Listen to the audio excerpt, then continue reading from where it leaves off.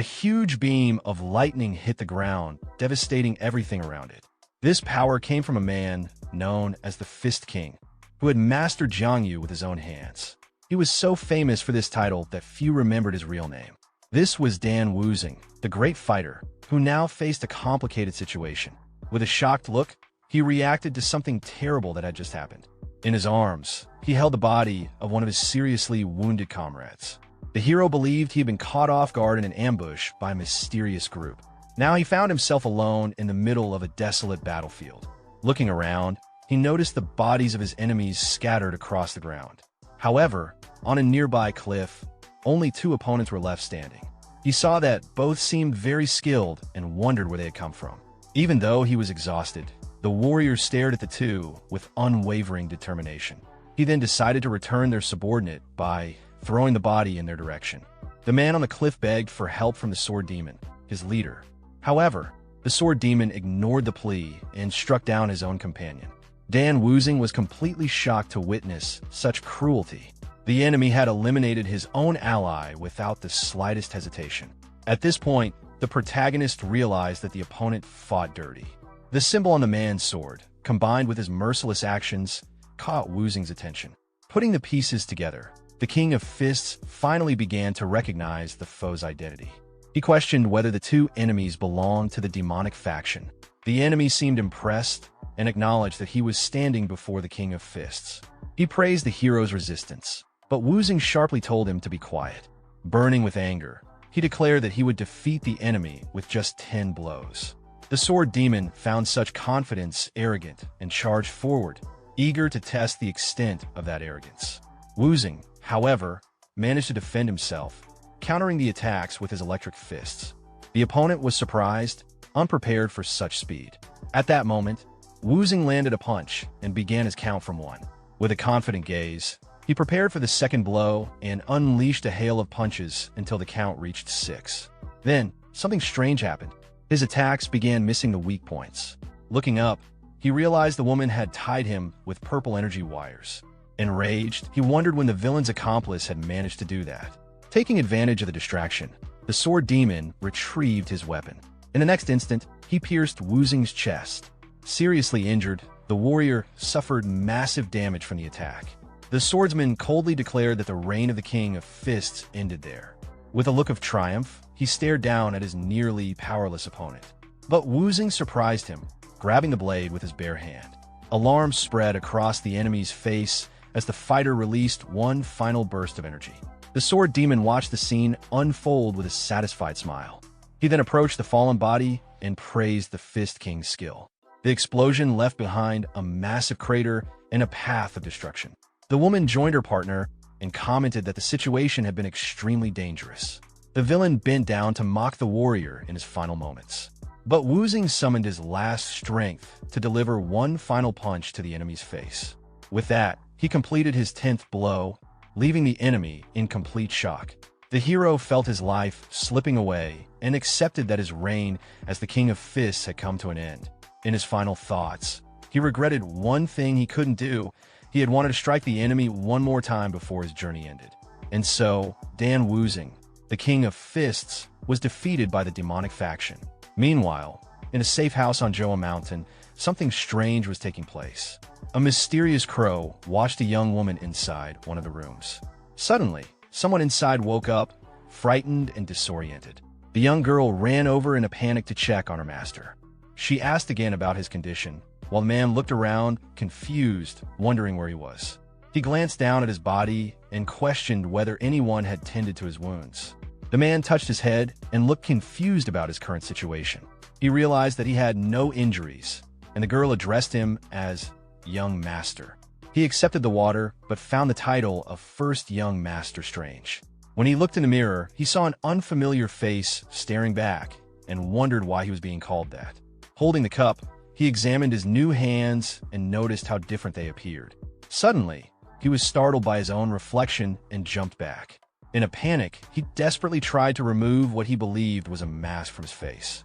But as he touched his skin, he found no seams and understood that it was truly his face. He stood in shock, while the girl silently watched, unable to make sense of his reaction.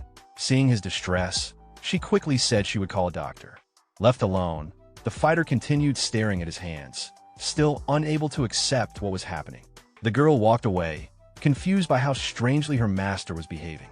He began to think through the situation and concluded that not even the demonic faction could have done something like this.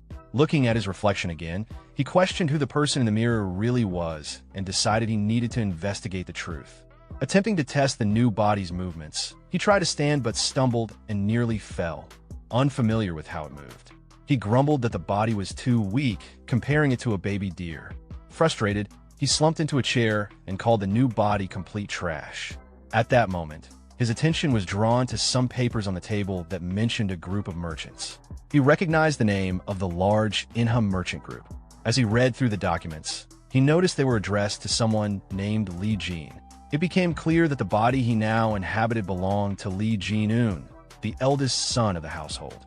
Scanning the letters, he saw that the requests were mostly about money, gambling, and women. From this, he concluded that the former owner of the body had been a complete failure. He ruled out witchcraft or the use of a mask, and he felt no strange energy within the body. The pieces began to fall into place, and he started to suspect he had been reincarnated. Sitting at the table, he began to wonder if he had completely lost his mind. Just then, a loud call for the first young master echoed through the room. His personal doctor rushed in, asking if he was all right. The hero felt uneasy and wondered who the man was. The doctor explained that he had heard something was wrong. Seizing the moment, the doctor grabbed the young master's wrist to check his pulse. The warrior replied that everything was fine and there was no reason to worry. The doctor was relieved and said he had prepared the usual meal. When the dish was brought out, the hero recognized it immediately as refreshing chicken soup. He knew the soup was good for healthy people, but would be harmful to the body he now possessed. He recalled how the old man had checked his pulse and found it odd that he looked so healthy. The doctor cheerfully claimed that the soup would make him as strong as the young men participating in the upcoming martial arts competition. Curious, the hero asked about the competition and was shocked to learn that 200 years had passed. Processing this information, he refused the soup, claiming he had no appetite. He then sent the doctor away, saying he wanted to return to sleep. Thinking to himself, he calculated that if the competition was nearing its 200th edition, then it hadn't been long since his death. That realization brought him some relief. He concluded that the demonic faction likely still existed. He also began to suspect the doctor and others around him, convinced they were people who deserved a beating. With fierce determination in his eyes, he silently vowed revenge. This time, he would finish all of them with a single punch. Later, a table full of appetizing food was set before him. The servants whispered among themselves, surprised by how much the young master was eating now, so unlike before. The hero returned from a walk looking much healthier than before. Entering the room, he complimented the girls for preparing the meal and requested that meals remain simple like this from now on. The servants continued to whisper, amazed at the change in him. While he was eating, Dr. Gong Sun Ming called to him from outside. The hero felt annoyed by the interruption, but allowed the man to enter. The old doctor came in with a grim expression while the servants bowed politely. The hero found the doctor's attitude amusing, noting how rude he was despite his formal entrance.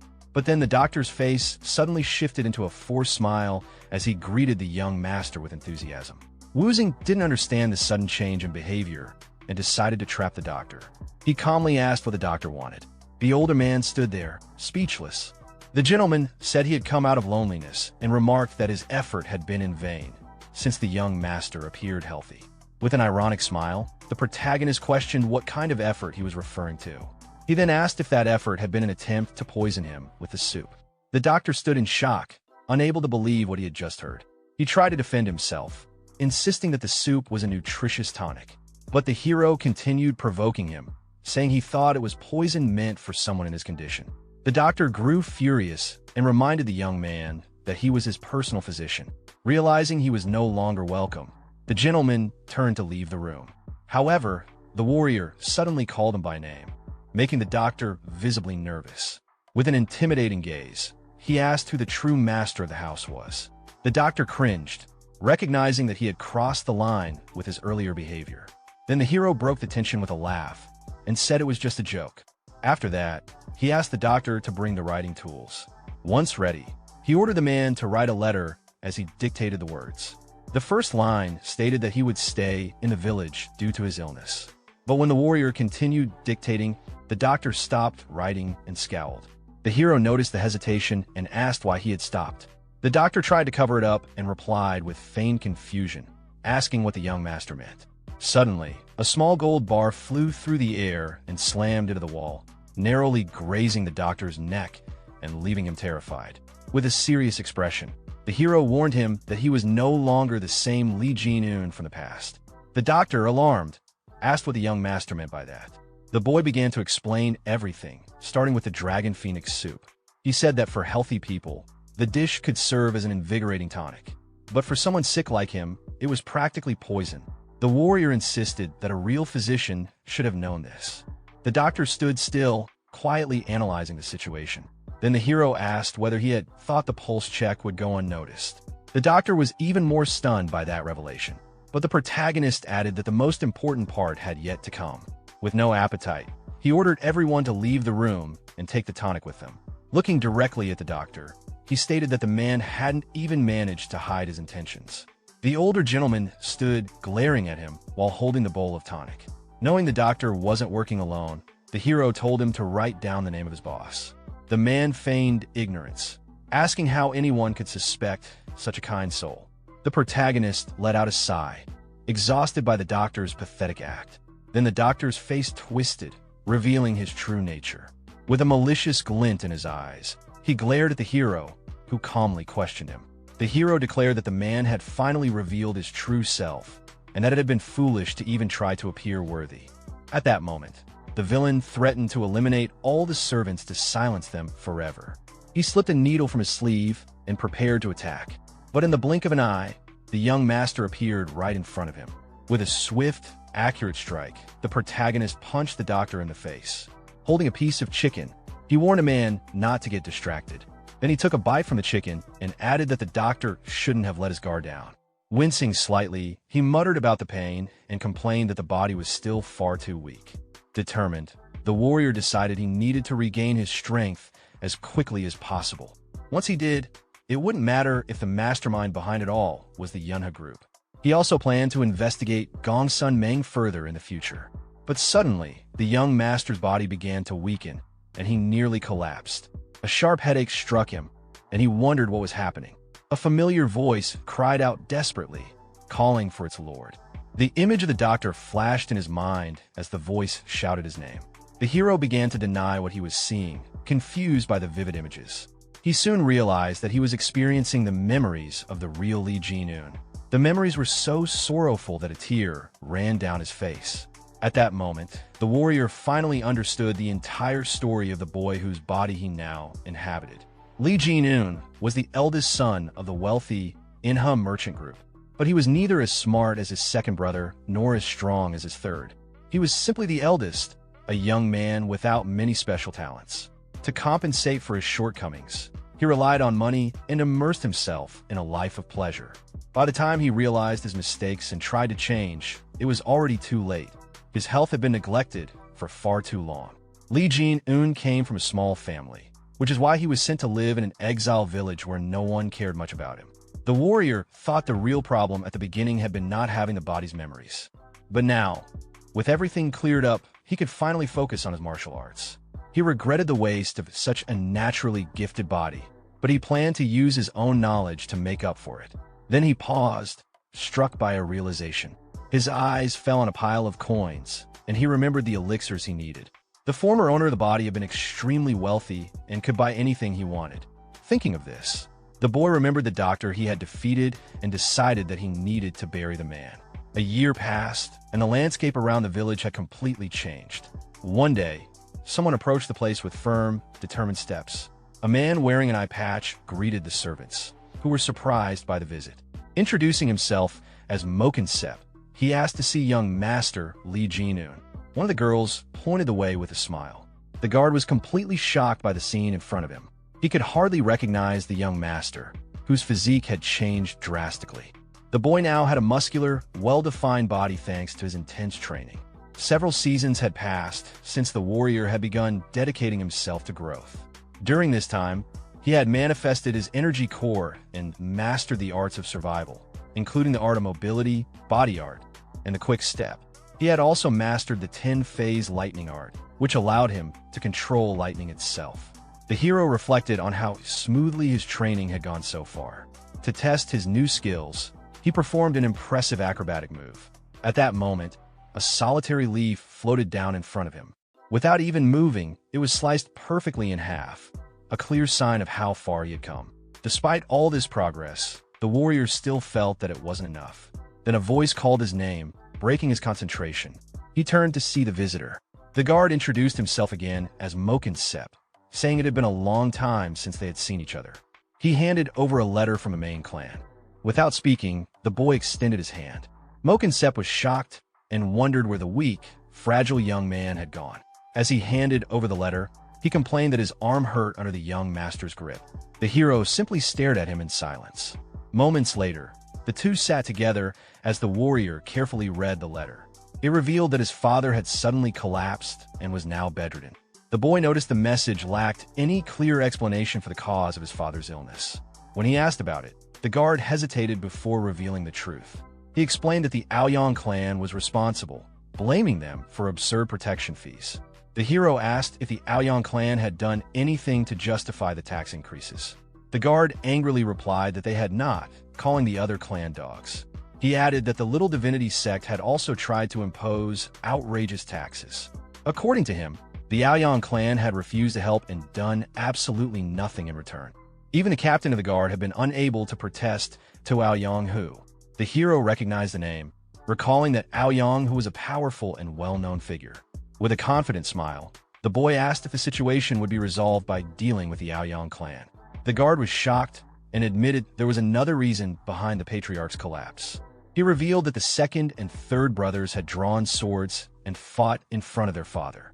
The protagonist asked if the old man had fainted from rage, and the guard confirmed it. The warrior could hardly believe that his own brothers had fought so recklessly before their father. But he quickly decided that he could no longer sit back and observe.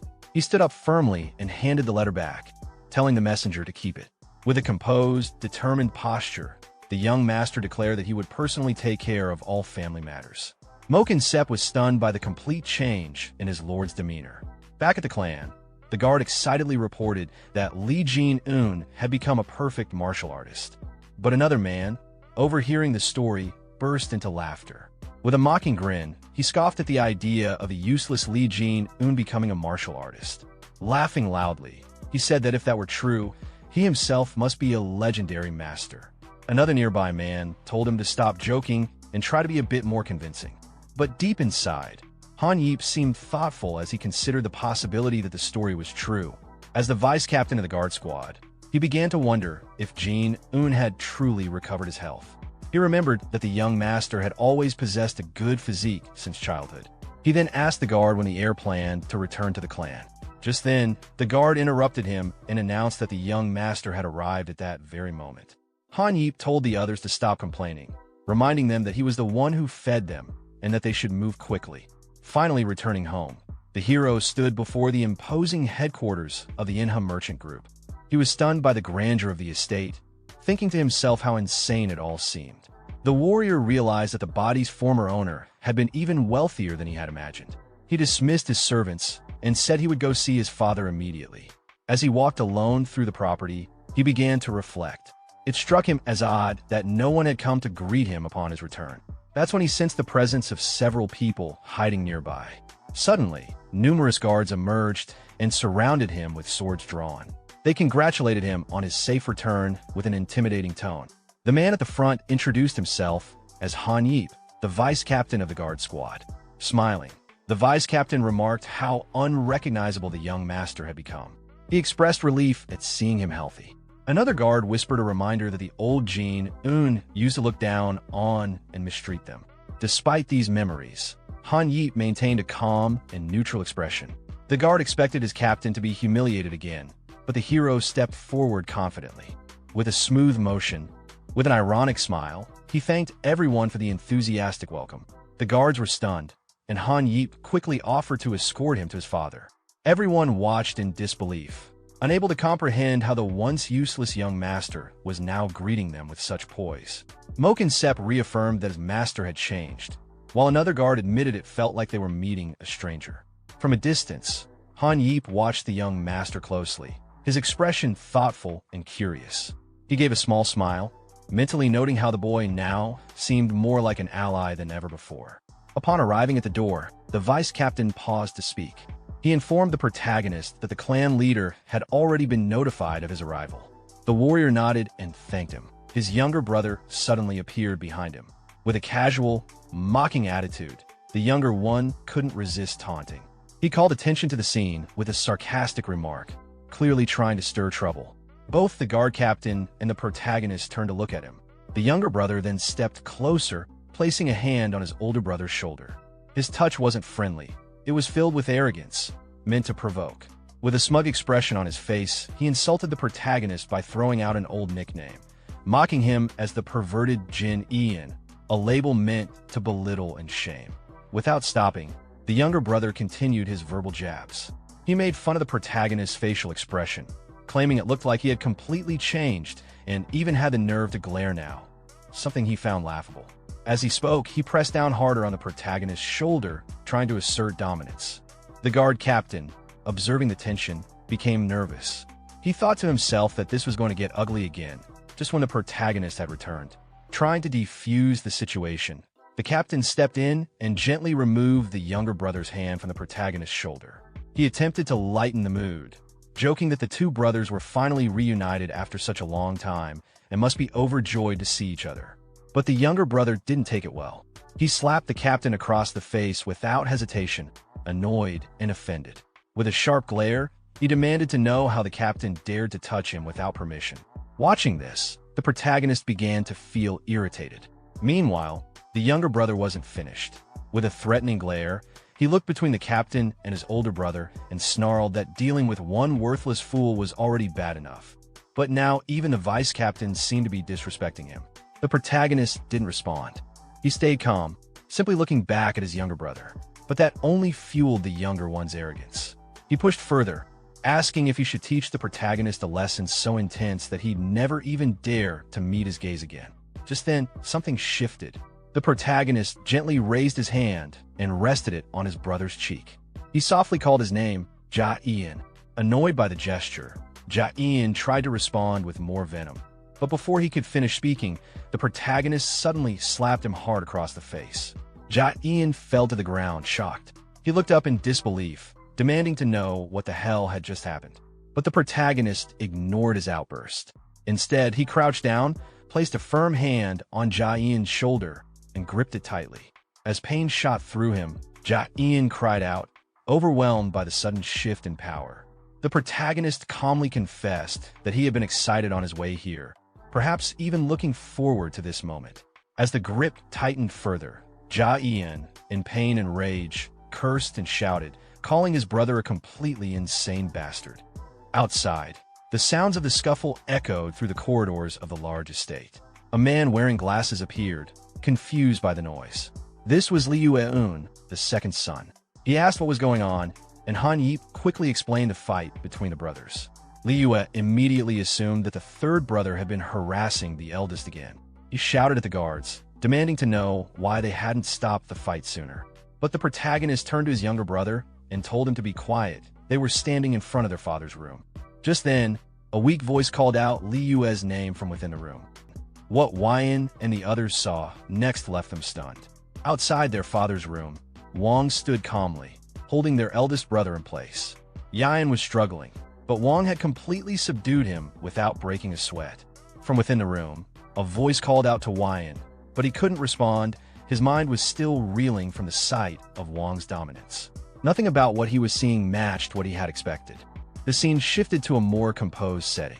A quiet room awaited with a steaming teapot on the table, its gentle heat contrasting the underlying tension in the air.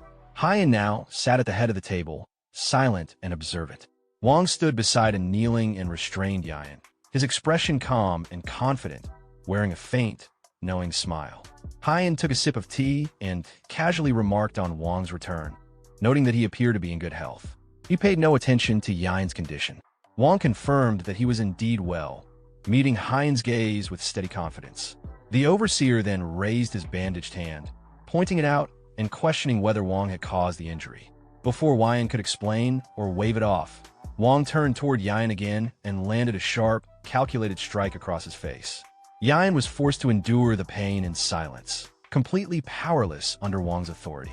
Wang then issued a cold warning to Hyan about the consequences of disrespect. Hyan, shaken and bruised, quickly accepted his position, though his mind was in turmoil.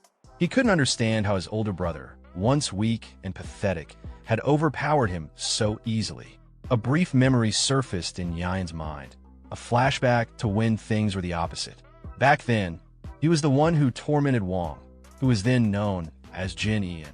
But now, the roles had completely reversed. Hyan, watching quietly, understood what had happened. Wang had truly humbled the arrogant third brother. Curious, Hyan pressed Wang for details about this transformation. Wang answered calmly, clearly proud of how far he'd come. As Wang glanced around the room, his eyes landed on a stack of scrolls sitting on the table. Hyan explained that they were the employee lists for an upcoming conference. But Wang was already reaching for them, picking one up and unrolling it with deliberate motion. He scanned the list, letting his finger glide down the names until a realization hit him. A smirk spread across his face. All the key guards had been recommended by the same individual, someone from the Ayang clan. The pattern was too precise to be a coincidence. Without waiting, Wang turned to his brothers, his voice taking on a tone of sharp accusation. He directly asked if either of them had ties to the Ayang clan. Hyan was too stunned to reply, and Hyan immediately panicked, denying everything in a frantic voice. Both brothers reacted with disbelief, protesting the accusation and calling it absurd. They insisted that they were loyal, that they'd never betray the family or their father's business. They swore to protect everything, no matter the cost. Wang took their responses in stride, clearly satisfied. With a cool remark, he noted that their loyalty had saved him the effort of dealing with them further. He then shifted focus to the upcoming conference, confirming with Hyan that all the high-ranking officials would be present. Once Hyan affirmed it, Wang made his own announcement.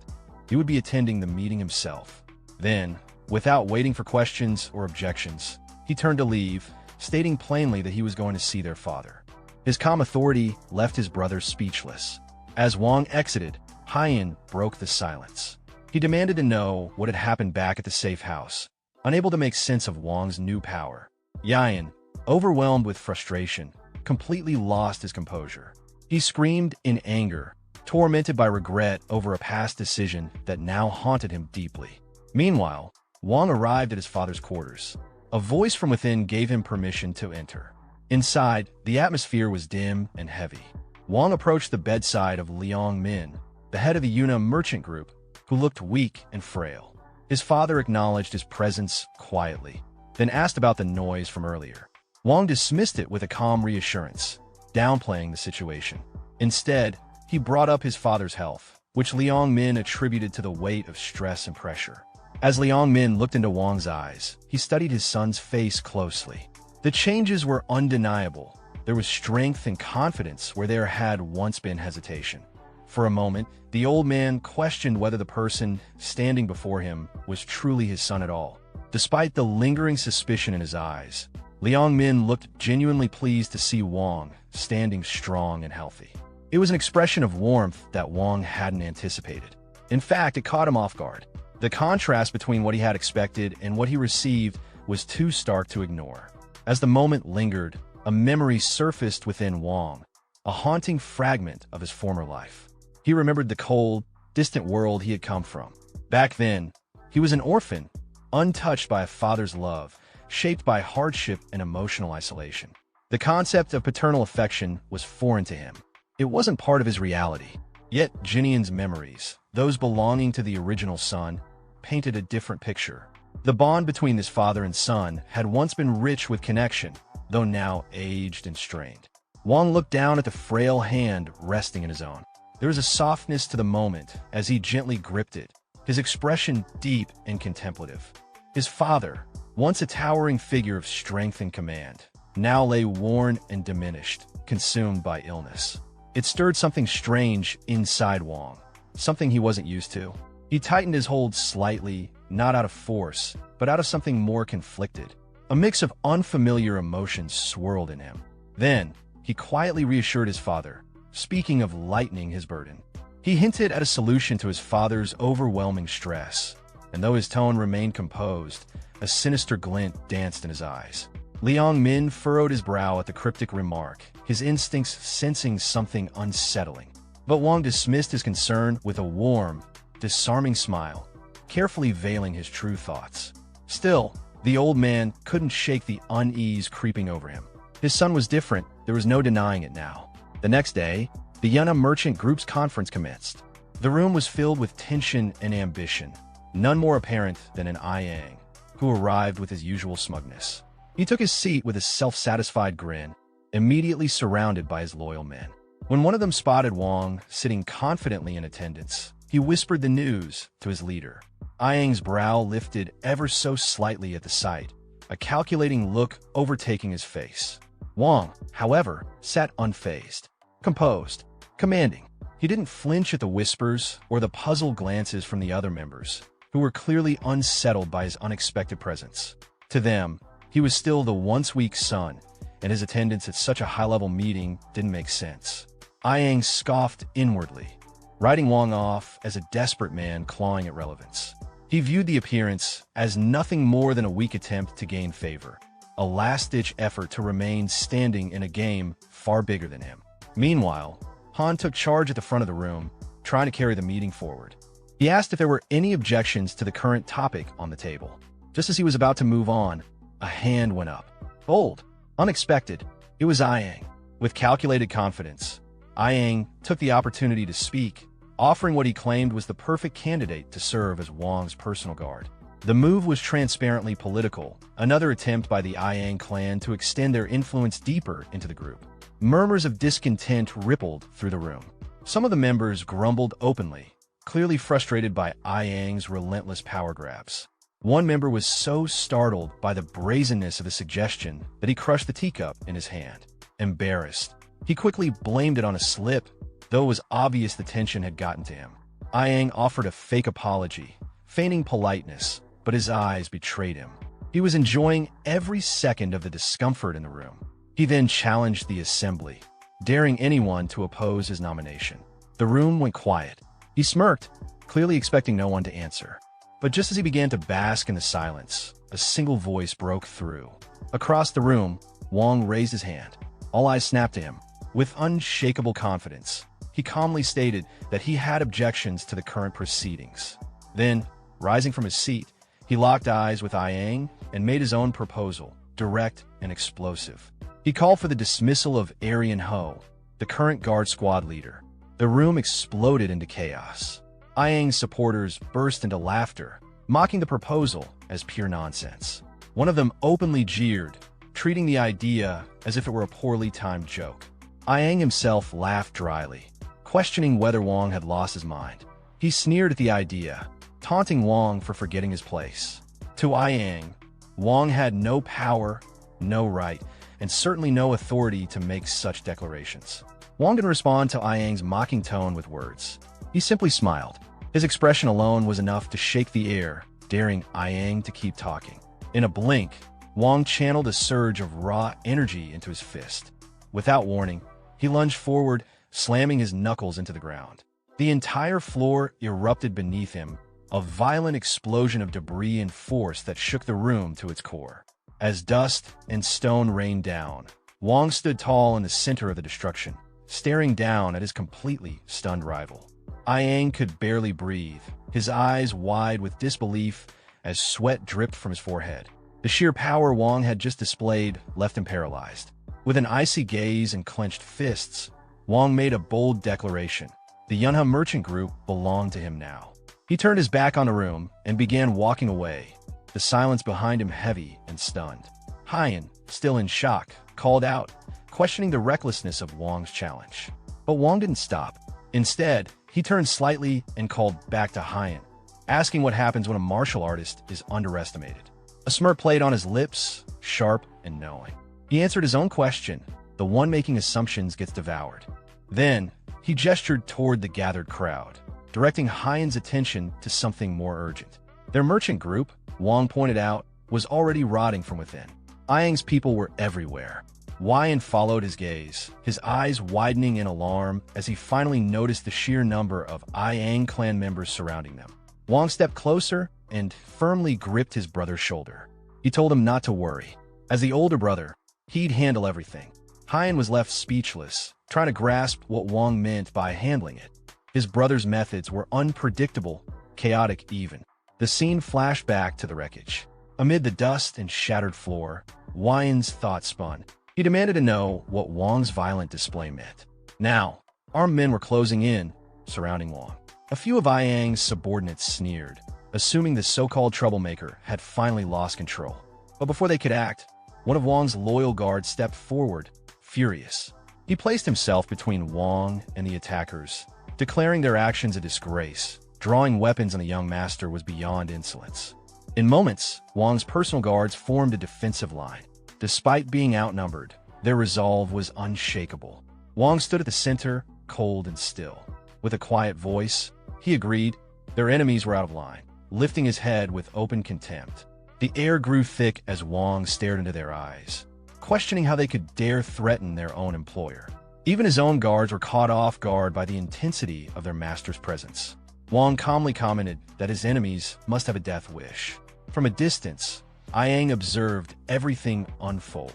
He casually offered compensation to the opposing guard captain, a thinly veiled bribe. But Wang met his gaze with a smirk.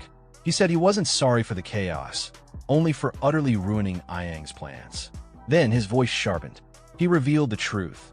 During his recovery, Ayang had hired a physician, an assassin, meant to kill him. But the plan had failed. Wang went further. He exposed Ayang's entire strategy, how he had manipulated the brothers from the shadows, hoping to fracture them. With the siblings turned against each other, the Ayang clan would have seized control of the merchant group like puppeteers pulling strings. The revelation struck like a thunderclap, but Ayang didn't flinch. He erupted into derisive laughter, brushing off the accusation as delusion. Wang took a step forward, his presence heavier than ever. He was just getting started. With a calm but piercing voice, he dropped the final bombshell. The assassin sent to eliminate him had already been dealt with by his own hand. The room fell silent again. Ayang reached out in disbelief. He looked him in the eye and calmly confirmed it. He had swiftly eliminated the assassin. Wang stood calmly. He openly mocked his rival, pointing out the glaring flaws in his clumsy, half-formed takeover attempt. His words stung, and Ayang's composure finally cracked under the weight of humiliation. Fueled by fury, Ayang gathered a surge of energy into his fist. The air around him crackled as raw power coiled in his arm, and he stepped forward with murderous intent. But Wang didn't flinch. He simply watched the incoming blow with a knowing smirk. This was exactly what he wanted. Ayang lunged, unleashing a savage, energy-infused punch aimed directly at Wang. In response, Wang summoned his own vibrant blue energy, meeting the attack head-on. The two fists collided with a thunderous explosion of light and force, sending shockwaves through the conference chamber. Ayang was thrown backward, pain surging through his arm as it trembled from the impact. He stared at Wang in disbelief, the realization dawning. Wang had mastered a formidable martial art. The sheer force of the exchange left no room for doubt. His own guards, witnessing this display, stood frozen. None of them had known the depth of their master's strength. Wang tilted his head with a playful smirk and casually asked if it was really okay to hit someone fresh out of recovery. Then, with a mocking chuckle, he added that if the duel was official, then surely everything was fair game. Ayang's face twisted with rage as he sensed his rival's confidence bleeding into every word. Seeing their captain challenged so brazenly, Ayang's men quickly jumped in, shouting to declare the battle an official duel, with the entire room as witnesses. The guard captain grinned, thinking Wang had been cornered by the formal terms. But Wang simply adjusted his robes with calm precision, shaking his head. He rejected the offer flatly. He wanted none of their rules. Instead, he raised his fist and demanded a life-or-death duel, no constraints. Ayang's expression shifted. He begrudgingly acknowledged Wang's advanced skills, assuming the strength came from training under some prestigious sect. Without another word, he rushed in, declaring that Wang's inexperience would be his downfall. But the moment Ayang's leg came flying, Wong moved with elegant precision, effortlessly parrying the kick. He smirked and mocked his opponent, questioning what exactly counted as experience in his eyes. Ayang's disbelief deepened as Wong stood there, crackling with lightning, dismissing the lecture on experience entirely. Then, with a sudden motion, Wong fired a devastating counterattack. Ayang's body was launched across the room, a blur of limbs as he crashed into the ground, completely overpowered. Blood stained his lips as Ayang struggled to process what just happened. Wong approached, his smirk deepening, now ready to deliver a true lesson in combat. Activating his enlightened mobility art, Wong distorted the space around him, blinking forward at impossible speed. In an instant, he was in front of Ayang. Ayang barely had time to raise his sword before Wong's hand caught it mid-swing. Sparks exploded as flesh met steel, but Wong didn't budge. With one swift motion, he deflected the blade entirely, forcing Ayang backward. His boots carved trenches into the ground as he fought to stay upright. The duel intensified. Blow after blow, the two clashed in a blur of strikes, each movement laced with lethal precision. But Ayang was slipping. He barely managed to block the next strike, and in that instant, he understood something was terribly wrong. The way Wong moved, the timing, the power, the footwork, none of it aligned with a novice. It wasn't just raw strength. It was technique refined through brutal mastery. Ayang suddenly felt as though he were facing not a young upstart, but a seasoned martial grandmaster. Unwilling to accept the truth, Ayang pushed down the fear rising inside him. With a snarl, he summoned his energy once more, readying a desperate counterattack. His men, watching anxiously from the sidelines, erupted in cheers. They were certain their captain was about to unleash his finishing move. Ayang gathered every ounce of strength he had left, channeling it into his most powerful technique. The three-form sword arc his pride burned hotter than ever. The thought of being defeated by someone he considered a mere brat was unbearable. With fury coursing through him, he lunged forward, unleashing a rapid, energy-infused sword strike meant to end the duel once and for all. But in the blink of an eye, Wong vanished from his sight. Ayang's breath caught in his throat. He couldn't track him. Before he could even turn, Wong reappeared behind him, glowing fist already poised. With a chilling calm, Wong delivered a final, devastating blow. Ayang's face twisted in agony as the force slammed into him. His body was lifted off the ground, sent flying backward like a ragdoll, crashing into the floor with bone-rattling impact. Silence fell across the battlefield. Onlookers stood frozen, eyes wide with disbelief. No one had expected the once-dismissed Wong to hold such overwhelming power. One of Ayang's men rushed forward, horrified by the captain's condition. Meanwhile, far from the chaos, the scene shifted to a peaceful room overlooking a serene landscape. Inside, a tenant respectfully offered a drink to an older man, possibly Liang Min, the merchant group's head. The old man paused, his eyes narrowing slightly as he absorbed the news of the duel. Hands clasped in front of him, he reflected quietly, the weight of realization settling on him. Something about his son, Wong, had become undeniably clear. Back at the battlefield, Wong stood tall over his defeated opponent. His expression remained calm and resolute. Ayang lay broken on the ground, his body limp and battered from a single, decisive blow. His subordinates swarmed to him in panic, shouting in desperation. One of the men glared up at Wong in disbelief, but Wong met the gaze coldly and asked if he too wanted to share his captain's fate. The man hesitated, then swallowed his anger. Cradling his injured leader, he grudgingly acknowledged that the duel had been fair and free from interference. But then his voice turned low and threatening. He warned Wong that this victory came at a steep price. The Ayang clan would not forget this humiliation. They would drag the Yuna merchant group into endless revenge and political sabotage through every deceptive means available. Wong remained unmoved. He replied without hesitation that he had never expected a life without conflict. This path was his choice. He laid out his code simply. Kindness would be returned in kind, and grudges would be paid back equally. He made it clear that this duel and everything that followed was his personal responsibility, not the merchant group's. That declaration sent a chill through his brother, who cried out in alarm, realizing the danger Wong had just chosen to face alone. But Wong was unwavering. He announced with full conviction that the Yuna merchant group belonged to him now. Recalling his father's gentle smile, he spoke of the group not only as a business, but as a legacy entrusted to him, a responsibility he would protect no matter what. He honored the loyal guards who had stood by him even when he was treated as a discarded heir. He spoke of the humble servants who had cared for him without hesitation. For them, and for everything the merchant group stood for, he vowed that it would never again be manipulated by men like Ayang. His voice turned cold. He stared directly at the intruders and ordered them to leave. They were all fired. Silence fell once again as Wang's brother and remaining companions stood dumbfounded by the sheer force of his declaration. The Ayang clan members returned his glare, fury blazing in their eyes, but they said nothing. With clenched jaws and bitter hearts, they turned and began their retreat. One among them, quieter than the rest, offered a rare and sincere farewell, wishing Wang well in the days ahead. Now alone in the chamber, Wang faced the people who had witnessed everything. The battle was over. He stood not just as a victor, but as the new, undisputed leader of the Yuna merchant group. His brother, still trying to process it all, stared blankly at the destruction and the man at its center. One of Wang's loyal guards suddenly burst into cheers, elated, but his friend quickly clamped a hand over his mouth. Their commander turned sharply toward them, scolding their lack of restraint, though his expression betrayed something else, a rare mix of pride and relief. Wang's attention shifted to the chief administrator, who flinched slightly as he was suddenly addressed. With a commanding gesture, he demanded an elixir, requesting that it be taken from the merchant group's funds.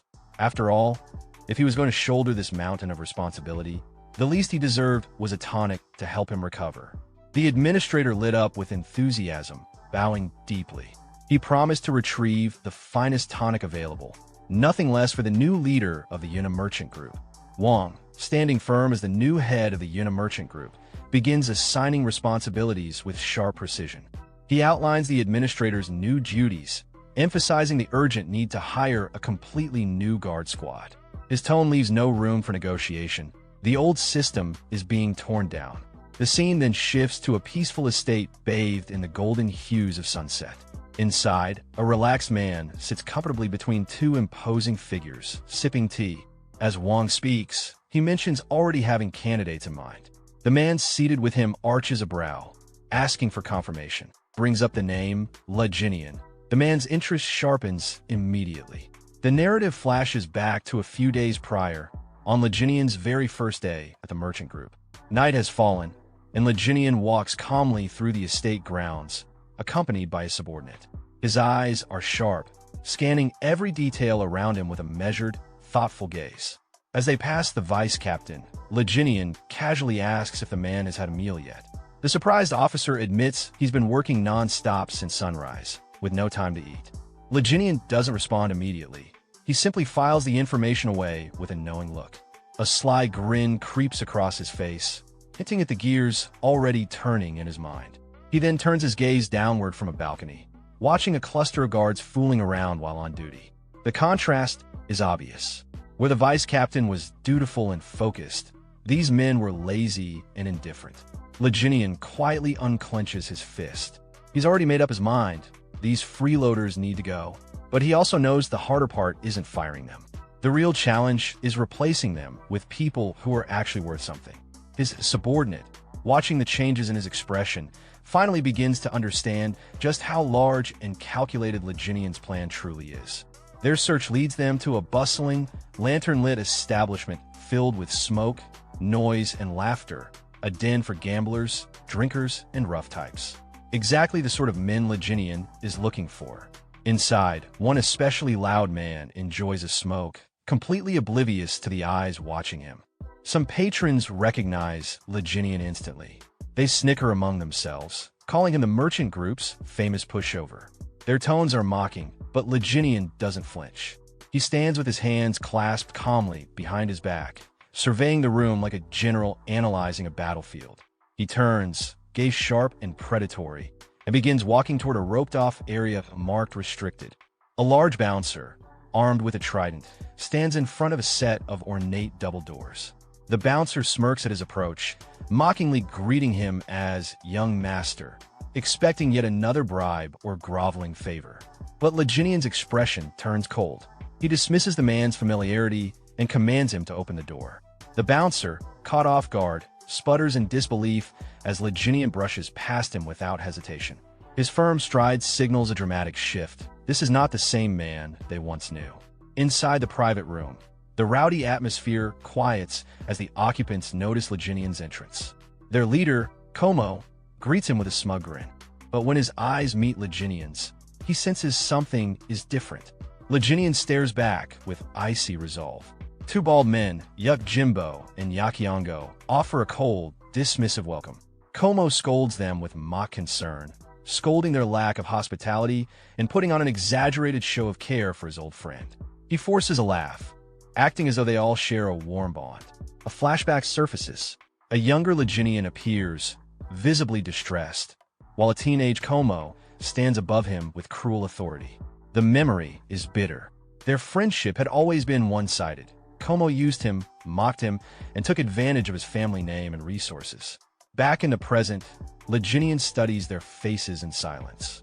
He watches the lies play out, pondering what they even think friendship means. Como then tosses him a bag of coins with a smug grin, telling him to have fun, his tone dripping with condescension. He laughs about finally having his favorite pushover back, promising a big treat, all at Lee Geneon's expense.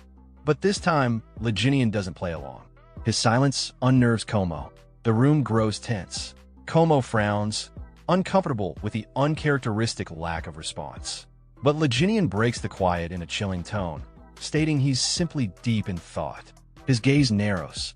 With calm menace, he admits he's contemplating whether or not to end Como's life right then and there. Internally, Lee Geneon clarifies his true target. It's not Como, not directly. His real concern is the twin brothers beside him. They're the true muscle behind Como's operation. From the way they carry themselves, Lee Geneon understands they're little more than hired fists. Thugs living in Como's shadow, loyal only to his coin. Lee Geneon studied the two enforcers closely, picturing them in their element, brutal, efficient, and unquestioning in their loyalty. They were clearly skilled men, but he couldn't help thinking their talents were utterly wasted under someone like Como. While their leader reaped all the benefits, these brothers did the dirty work, little more than tools in the hands of a man who had no true respect for them. Having reached a firm conclusion, Lee Geneon finally acknowledged Como's repeated questioning. He turned to him with a radiant, confident smile and extended his hand. His first demand, the vault key. Como and his henchmen stared blankly, completely thrown off by the sudden and unexpected request. The gang leader scoffed at the absurdity of it, waving it off like a joke and assuming this was just another round of begging for pocket change. But Lee Geneon nodded calmly, replying that cash would suffice for now. With chilling precision, he began listing out every single coin they had extorted from him over the years: forced investments, rigged games, even exaggerated medical bills. As he reached the end of his calculations, he concluded the total debt, 100,000 Niang. He then paused, tilting his head slightly, wondering aloud if perhaps he was being too lenient. Como barely held back a laugh. He covered his mouth as his shoulders shook, trying not to burst outright. But soon enough, he erupted in hysterical laughter, slapping the table in disbelief. To him, this was pure comedy. Through tears of laughter, he mockingly praised Lee Geneon's sudden mastery of mathematics. Still chuckling, he leaned forward and sneered, calling Lee Geneon a complete madman. His tone shifted. Como now spoke with dark amusement, boasting that the vault didn't just contain money, it held a fortune in jewels and precious metals. He took a deliberate step closer, amusement giving way to menace. He got in Lee Geneon's face and growled that none of it was meant for him. With a sneer, he offered Lee Geneon a patronizing loan, mockingly asking where all this vault talk was coming from. Lee Geneon remained stoically silent. Annoyed, Como grabbed his chin, trying to provoke a reaction. Still, Lee Geneon did not flinch. His silence only agitated the gang leader further. Como's expression twisted in frustration. His voice rose to a furious snarl as he demanded to know why Lee Geneon was ignoring him. Spit flying, he ranted about the complete transformation, from a weak, fragile patient to someone who dared scowl at him. Then, completely losing his composure, he grabbed Lee Geneon and shouted, trying to remind him of his place. But Lee Geneon stayed calm, exhaling slowly. His poise remained untouched, even as Como tightened his grip and barked threats at him. Finally fed up with the lack of response, Como shouted for his henchmen to put him back in his place. One of the bald twins stepped forward without hesitation and slammed Lee Geneon's head onto the table, expecting an immediate submission. But something fell off. As he held him down, a bead of sweat began to trickle down the enforcer's face. Lee Geneon wasn't reacting, not even flinching. He wasn't resisting, but he also wasn't yielding. A smirk spread across Lee Geneon's lips. He muttered that he had tried to show them kindness. Then, in one swift and explosive motion, he shattered the enforcer's grip and flipped the large man clean over his shoulder, slamming him hard into the ground. The room erupted into stunned silence. But before he could react, Lee Geneon was already moving. He pivoted and sprang forward with incredible speed, using the table as a springboard. With perfect aim, he launched a devastating kick straight into the second brother's midsection.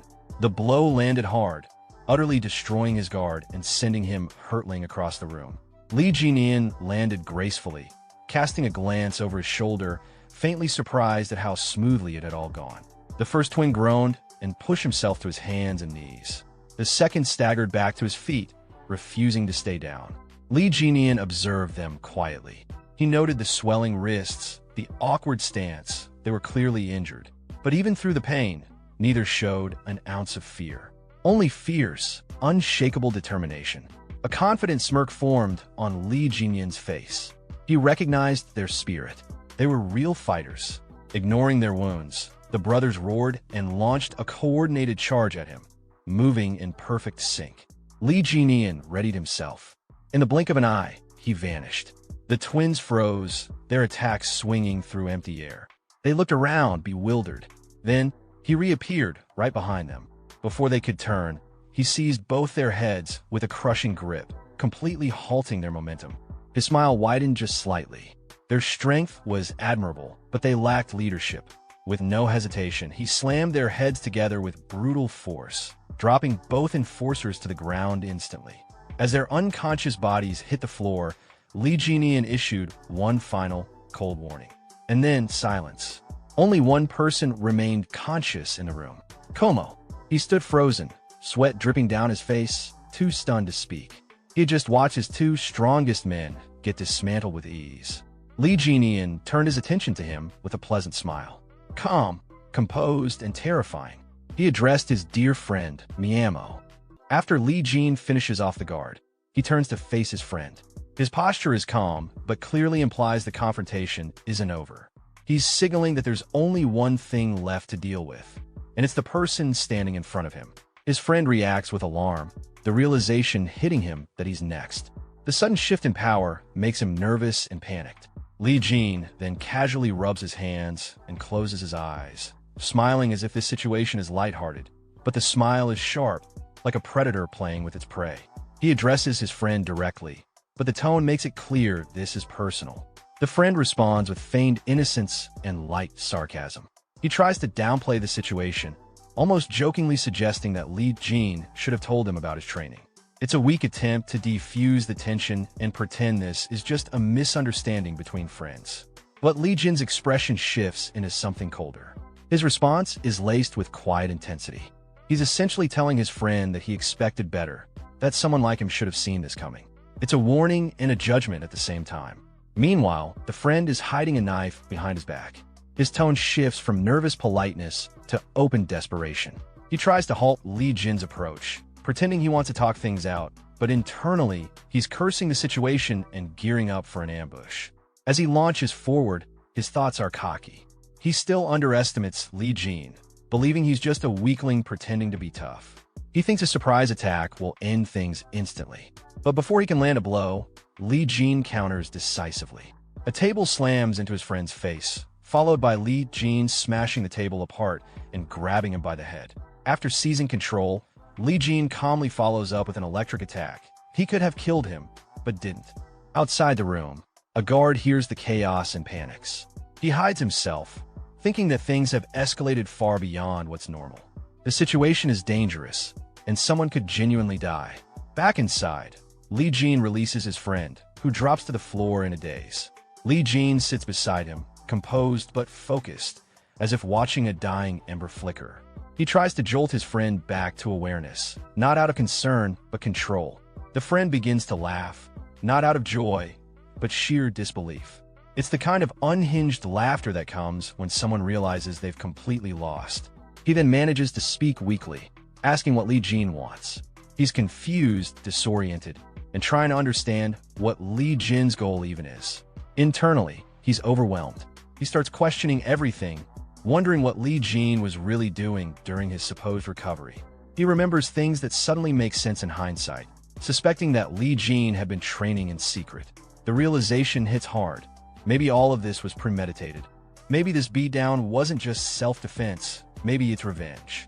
But he can't believe he was bad enough to deserve this. Or at least, that's what he tries to tell himself. The fear builds. He begins to truly wonder if this is the price for his past cruelty. He starts suspecting that Lee Geneon might have orchestrated all of this, the timing, the attack, the exposure. In an effort to shift the mood, he suddenly stands and acts overly cheerful, a complete 180 from just moments ago. His performance is clearly fake, but he hopes to divert Lee Geneon's attention.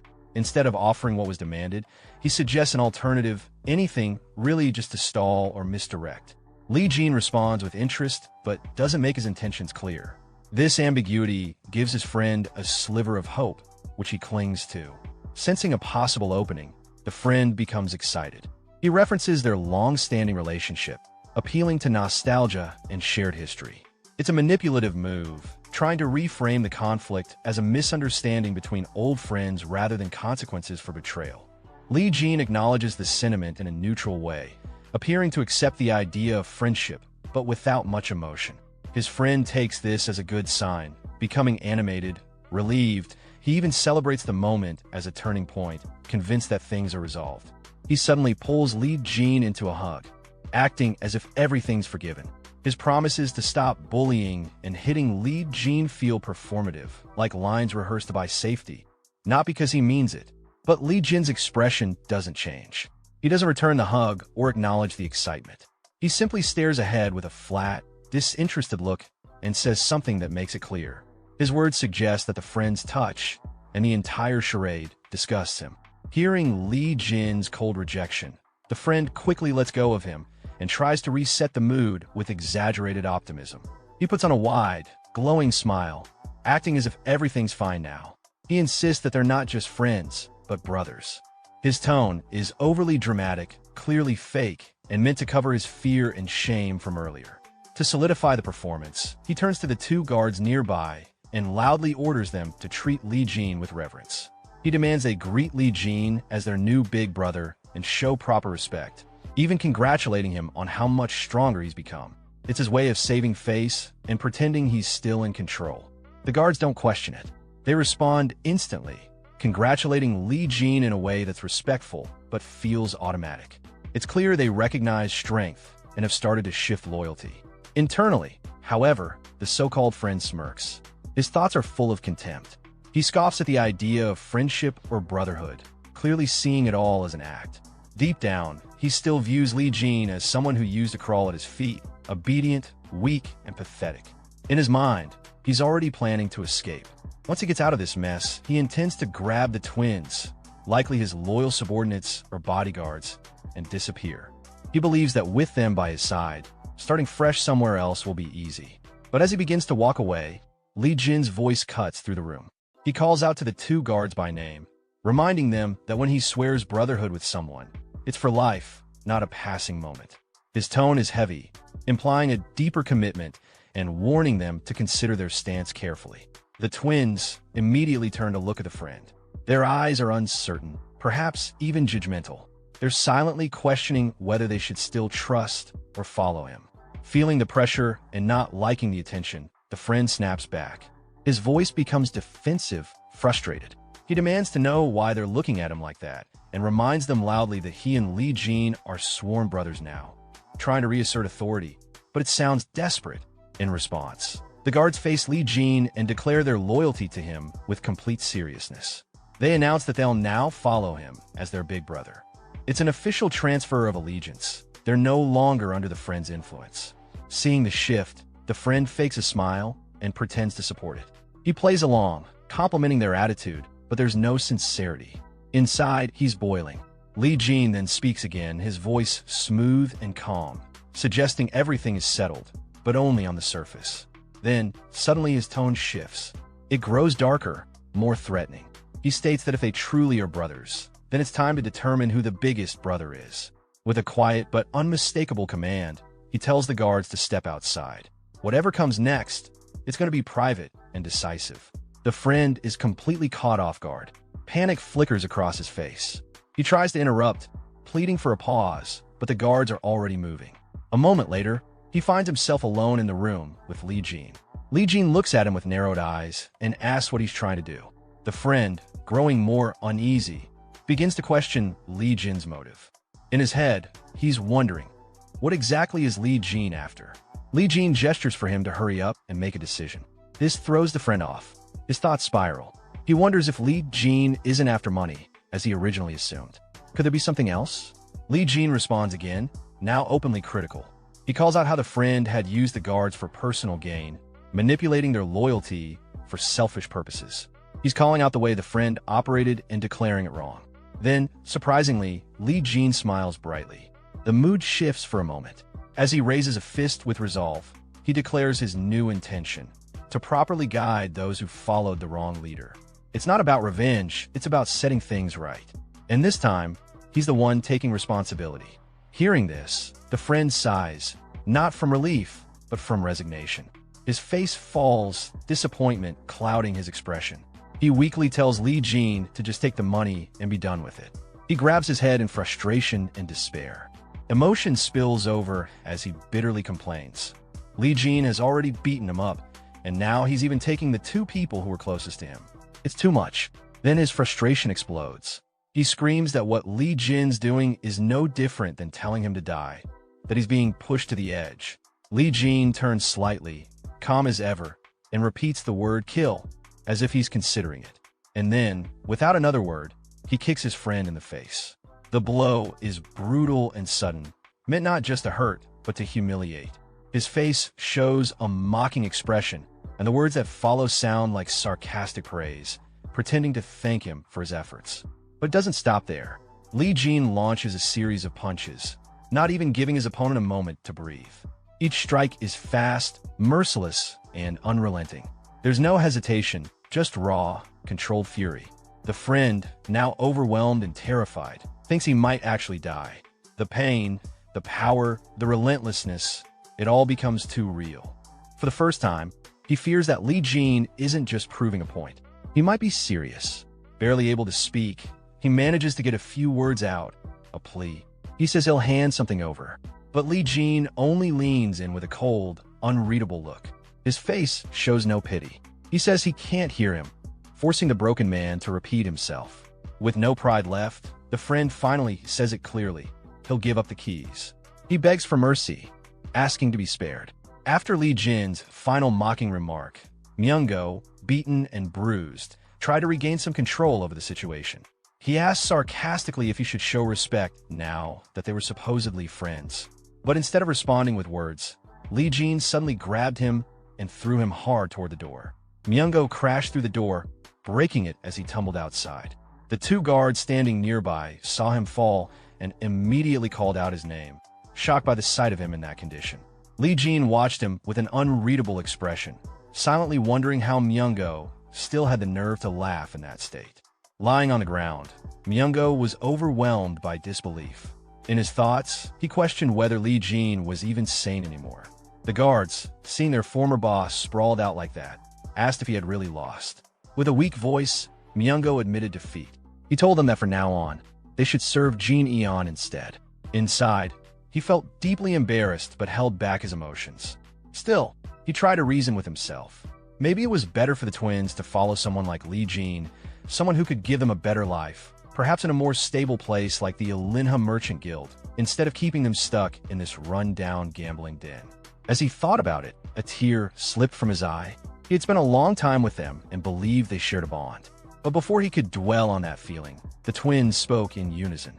They said they understood, and they thanked him sincerely. Hearing that, Manga looked at them with irritation. Later, He muttered to himself in frustration, calling them ungrateful and cursing the old saying about never trusting those with black hair. He then made his way upstairs toward his room. On the way, people in the building recognized him and started whispering. They called him the walking corpse and commented that now, without the twins, they might actually be able to beat him. He ignored the voices and kept walking, head lowered. But suddenly, a group of men stepped in front of him, surrounding him. One of them mentioned that now that the twins were gone, things had changed. Manga looked at them calmly and acknowledged how bold they were all being now. Then he raised his voice, claiming his reputation and daring them to come at him if they were serious. One of the men mocked him, saying it was pathetic how someone in his condition still talked tough. The group raised their weapons and moved into attack. Seeing the situation, Manga instinctively raised his hands to protect himself. In his mind, he felt the fear set in. He really might die here. But before they could strike, someone intervened. Lee Geneon suddenly appeared, fighting off the attackers as he walked through, casually carrying goods looted from Manga's room.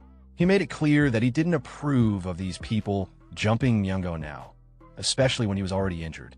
He reminded them that these same people were once too scared to even look at Manga properly, and now that he was weak, they were trying to pile on. After dealing with the attackers, Lee Geneon continued walking, barely looking at Manga as he passed by. Manga, still lying on the ground, muttered a bitter remark, annoyed at how cool Lee Geneon was acting. A short while later, he and the twin guards were walking toward the exit. One of them turned to him and quietly thanked him for helping Manga. Then, both of them bowed respectfully and repeated their thanks. As they left to carry out Lee Geneon's orders, he watched them go, thinking to himself. He recalled how many people had wondered why the twin guards stayed loyal to Chul Manga for so long. From old memories, he remembered that some said they had been brought there and sold as slaves, while others believed they followed him purely out of fear. Even Lee Geneon once thought that way. But now, looking at them with a more thoughtful gaze, he realized the truth. They hadn't been slaves, and they hadn't stayed out of fear either. As he walked on, he quietly acknowledged something else to himself. Even in this second life, understanding people's real intentions was still difficult. Unbeknownst to Lee Geneon, someone was secretly watching him from behind pillar. The observer, wide-eyed in disbelief, whispered to himself. He couldn't believe what he was seeing. In his thoughts, he questioned it again. Could that really be Geneon? Sometime later, the scene shifts to Jan, who is grumbling to himself. Ever since Geneon came back, there hasn't been a single peaceful day. He's clearly frustrated. Just the other day, Geneon returned with a ridiculous amount of money out of nowhere and brought along 2 big guys as well. At this point, Jan has concluded that he simply doesn't like him. While in the middle of his complaining, he notices some movement. It's none other than Incup, barging into the residence, pulling a huge cart behind him. Not far behind, one is managing the goods, giving orders to the workers to handle everything carefully since they're transporting important items. Curious, Jan approaches and asks what all this is about. His mood suddenly shifts to excitement when he hears that the goods include extremely rare elixirs. One so rare, they're not even available on the market. Just then, a familiar voice draws everyone's attention. It's Jan's father, the old man, who steps out and casually mentions that he was the one who ordered them. Juan immediately urges him to stay indoors since he's not in great condition, but the old man waves it off, saying he's doing much better now. Jan and the turd both ask the old man what he plans to do with all the elixirs. The turd gets especially hopeful, assuming that since Geneon only needed one, surely some of the rest must be for him too. But that little dream is crushed the moment the old man clearly states that all of it is for Geneon. Still disbelieving, the turd asks again if all those precious elixirs are really just for Geneon. The old man explains that one elixir alone isn't enough to change Jin's fate. He reminds them that he's already spent a fortune on the trash guards before, so this isn't a big deal in comparison. In addition, he's already sent letters to their company's regional branches, contacting old friends and respected merchants. He told them he would be buying high-quality elixirs to help the company recover from its current crisis. Since the company's collapse would affect them all, they took his words seriously. He acknowledges, though, that his biggest mistake was putting a rat in charge of the escort group. So now, he feels obligated to clean things up properly. Hannah praises the decision, saying the young leader has the potential to become a great warrior. Everyone around seems to admire Jin's effort and potential, while Jan, and especially the turd, struggle to understand what's going on. The old man laughs joyfully, clearly proud, saying this is finally his chance to spend all the money he's been saving up his whole life. Meanwhile, the turd, his hopes fully shattered, can't even speak. Sometime later, having mentally snapped, the turd is seen wildly swinging his sword like a man possessed. Earlier, he had asked his father where his elixir was, only to be met with silence. The old man had looked at him with clear dissatisfaction and questioned whether he really needed one. Now, driven mad with envy, the turd rants that he can't even breathe peacefully anymore. Everywhere he turns, it's all about Jean. He sulks and cries, convinced everyone's playing favorites and discriminating against him, wondering what sort of miracle Jean must have experienced. That's when he notices movement again. In a blur, Jean runs past him at incredible speed, barely pausing to say that he's just out for a walk. The turd gets pushed aside in the process, and as Jean disappears into the distance, he realizes something strange. Jean is dragging a huge boulder behind him. Not only that, but he has weighted shackles strapped to his legs. Despite being completely out of breath, Jean continues walking without slowing down. Watching this, the turd is left in disbelief. It finally hits him. Jean really is putting in the work. As the sun begins to set, Jan collapses onto the ground, exhausted. Despite the fading light, he grips his sword tightly and keeps swinging it, refusing to stop. He's clearly trying to imitate someone, probably Jean, and even mutters a few overly dramatic lines to himself, as if role-playing. But no matter how much effort he puts in, it's obvious his moves don't come close to what Jean had displayed earlier. That's when Jean suddenly appears, catching Jan off guard.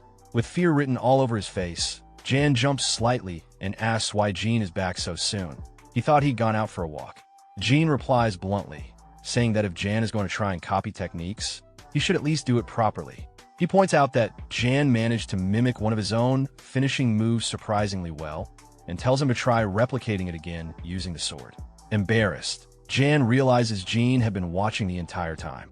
Jan gives it another try, swinging with all his strength, but ends up breaking the training staff. Jean admits the move was powerful, but immediately follows up by critiquing the form, saying the stab was extremely sloppy. This stings Jan's pride. Just as he turns around in frustration, Jean suddenly throws a punch at him. To his own surprise, Jan manages to block it. Jean calmly says he just let his guard down on purpose, then quickly follows with a kick that sends Jan crashing to the ground. Jean explains that in that moment, Jan panicked, and that's what made him fall. Lying on the ground and convinced that Jean has lost it, Jan begs to talk things out. But Jean isn't listening. With no other option, Jan grabs his sword and charges. But just as he looks up, Jean is gone. In the next instant, Jean appears behind him. He says that when people are pushed into a corner, that's when they usually reveal their trump card. But in Jan's case, all he did was tremble. That's why Jean held back. Collapsed on the ground, Jan realizes just how close he came to death. Jean, meanwhile, offers some calm advice. Stabbing attacks have a lower hit rate than slashes. He explains that Jan's technique, whatever it's called, is a one-strike move, and because of that, he had to be cautious. Jean adds that the difference in a split second of movement could decide the outcome. As he continues lecturing his brother, Jean reflects on his own strength. In his past life, he wouldn't have even let a weak escort captain draw a sword on him. His current body is still nowhere near as strong as the one he had before. Even as the renowned Fist King in his previous life, there were still people he couldn't surpass. That thought unsettles him. It's not enough. Clenching his sword tightly, he tells himself that this time, he'll become stronger than ever, stronger than anyone. Just then, one of the guards comes to inform him that someone is waiting for him outside. As Jean leaves, he flicks his brother on the forehead. Jan starts complaining, but Jean pays him no mind and walks out without another word. Meanwhile, outside, some visitors nervously exchange opinions. They're trying to convince themselves that there's no way Jean could have learned martial arts. After all, wasn't he just obsessed with girls? But one of them, Guam, says he saw something strange with his own eyes. He recalls passing by the gambling den run by Manga while drunk and catching a glimpse of Jean. Shocked, he says that before he could process what he saw, he vomited, and by the time he looked again, Jean was gone. The others, Ju Jar Yang and Samaguk, dismiss the story, thinking he's exaggerating. But as they confidently push open Jin's room door, they all freeze. Inside, Jean stands before them, completely jacked, muscles toned, and presence overwhelming. The group immediately closes the door in disbelief. Turning to Jin's maid, they ask if this is really Jean. She confirms it, shocking them even further. Still trying to process the change, they wonder if they were just drunk the last time they saw him. But their thoughts are cut short as the door opens again. Jean stands there, expression cold. He first tells his maid to take the twin guards to the dining hall and make sure they eat to their heart's content. Then he turns to the two visitors, his gaze sharp. "What are you waiting for?" he says, stepping aside. With a heavy look, he orders them to get inside. Shaking, the two pray silently for someone, anyone, to come save them. As soon as Lee Geneon laid eyes on his friends, a wave of memories from the original owner of his body surfaced. In his mind, he recalled their identities with surprising clarity. These are the self-proclaimed four heavenly kings of wine and women. A bunch of eccentric men chasing after dreams and pleasures. Sima Guk, the one from Miram Alliance, was known for his ambition, but also for his unfortunate condition, irritable bowel syndrome, and being a perpetual exam taker.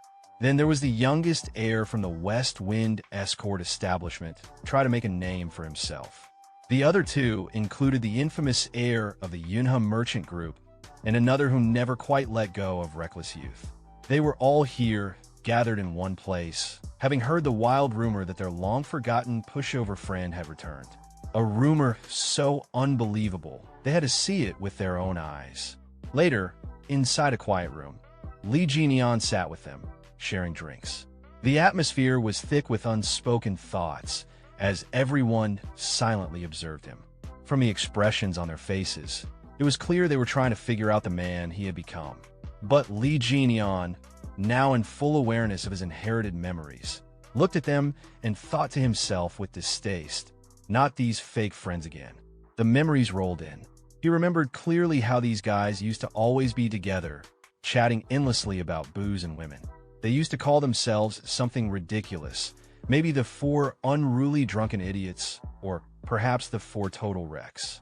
Whatever it was, the name perfectly matched their carefree, chaotic behavior. The silence was finally broken when one of them hesitantly called out to him, asking if he was really back. Another chimed in, pointing at him and expressing concern about his well-being. Lee Geneon, showing no emotion, simply replied that he was fine. That short answer was enough to throw them off. One of them began sweating nervously and awkwardly commented that he seemed more than just fine. He actually looked intense.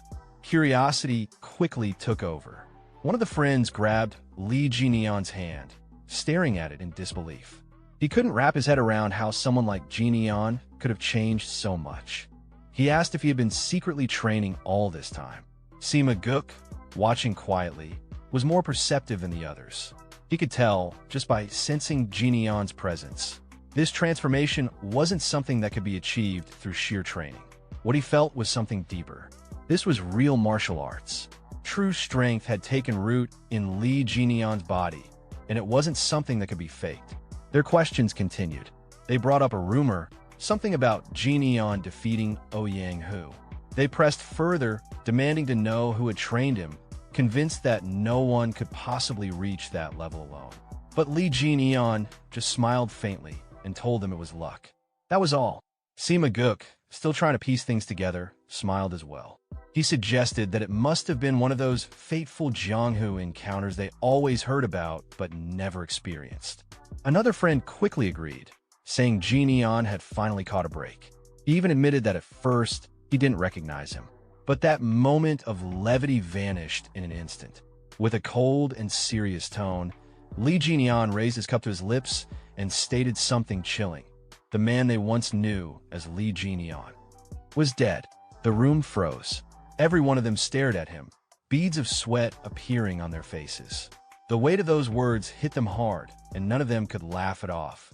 Breaking the awkward silence, Zhu Jiaoyong, one of the group, nervously asked what he planned to do next. Without hesitation, Geneon began to answer, about to mention something crucial, the demonic cult, but he stopped himself mid-sentence.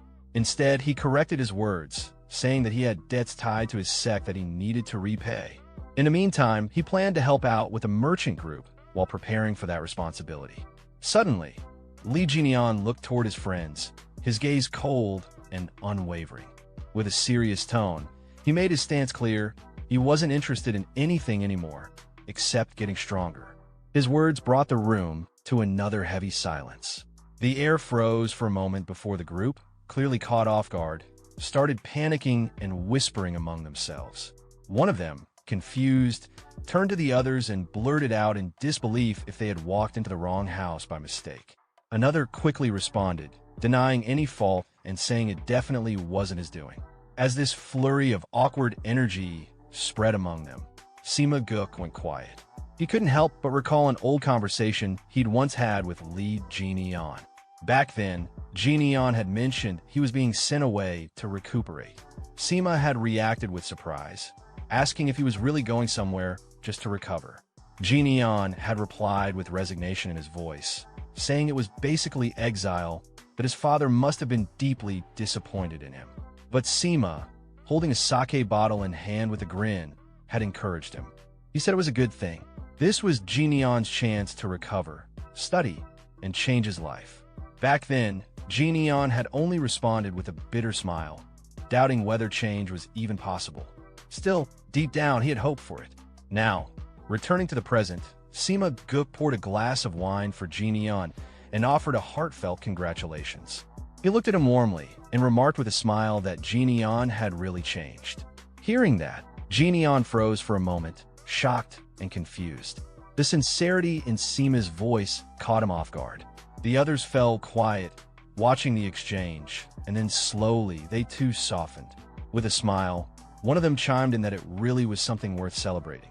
Another added, jokingly, that he always knew this would happen, that they should have kidnapped Geneon before he got sent away. He even blamed the others for not showing up that day. Sima Guk chuckled at that and teased one of the guys, reminding him that he was too hungover to even make it that day. That friend quickly turned away and defensively claimed he was just busy. But the teasing didn't stop. Sima responded with sarcasm, suggesting that taking a dump probably didn't count as being busy. A playful argument broke out as they all started teasing each other. Watching them banter so naturally, Lee Geneon smiled quietly to himself. In that moment, a warm thought passed through his mind. Turns out, even Geneon had real friends. Then, Geneon poured himself a glass of wine and muttered softly, as if confirming something within himself. He looked at the group with a calm, yet confident gaze and declared that he had changed. Then, with a faint smirk, he asked, "What about them?" That question stunned the group for a moment, but they quickly laughed it off, brushing it aside with their usual carefree energy. One of them joked that if they were the type to change easily, they wouldn't be themselves. Feeling the shift in mood, Geneon awkwardly suggested they stop talking about such things. Everyone raised their cups and clinked them together, laughing loudly, the tension melting away into genuine camaraderie.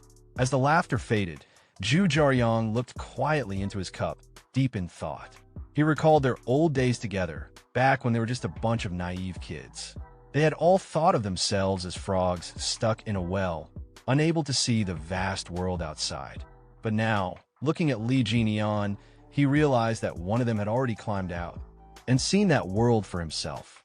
Some time passed, and the gathering began to wind down.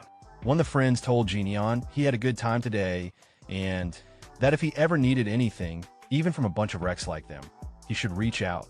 Ju Jaryong called out with playful excitement, urging Geneon to train hard so he didn't get beaten up somewhere again. Sima Guk patted Geneon on the shoulder with a proud smile and congratulated him once more on his transformation. As they finally prepared to leave, Geneon walked with them to the gate, waving goodbye. His friends waved back, their faces lit with sincere warmth. Later, as they walked through the streets of the city under the night sky, Guang looked up and let out a quiet thought. Among all of them, the one who'd been the biggest screw-up had come back, all grown up, and that made it feel like their youth had truly come to an end. Sima Guk, feeling a bit tipsy, rubbed his head and admitted that he was feeling strangely lonely today. He told the others it was time to go. One of his friends quickly asked where they were heading, jokingly suggesting a brothel. But Sima Guk immediately shut that down, annoyed, saying they were going home. He reminded the guy he had flunked out and told him to go study. calling him an academy dropout. Zhu Jiaoyang laughed and, not taking offense, repeated what he always said, that it's not that he's bad at studying, just really bad at exams. Guang then looked at Sima Guk and casually asked if he wanted to stop by Sweet Scent House for one last drink. The scene shifts to the Sweet Scent House. A warrior was kneeling in front of the little deity sect leader, Yom Jisong, reporting what happened at Lee Geneon's gathering. When Yom Jisong heard the report, he hit the table and asked in disbelief if Ouyang, who was really dead. Then he asked whether the heir of the Yunhe merchant group was actually that strong. The man confirmed it with a disappointed look. The fight hadn't even lasted 30 moves. Ouyang, who had been completely outmatched. He thought back to the fight, clearly frustrated, and admitted to himself that Geneon's skills were on another level. Yom Jisong, now a bit more composed, commented that it was impressive. He asked what kind of weapon Geneon had used. The man answered that Geneon fought using only his fists. Yom Jisong raised an eyebrow. A swordsman losing to someone who didn't even use a weapon, it wasn't a good look. He shook his head and said it was a disgrace. The man hesitated, then asked about taking revenge. Yom Jisong replied that there was no reason to. It was a fair duel, and they weren't the kind of group to seek revenge over that.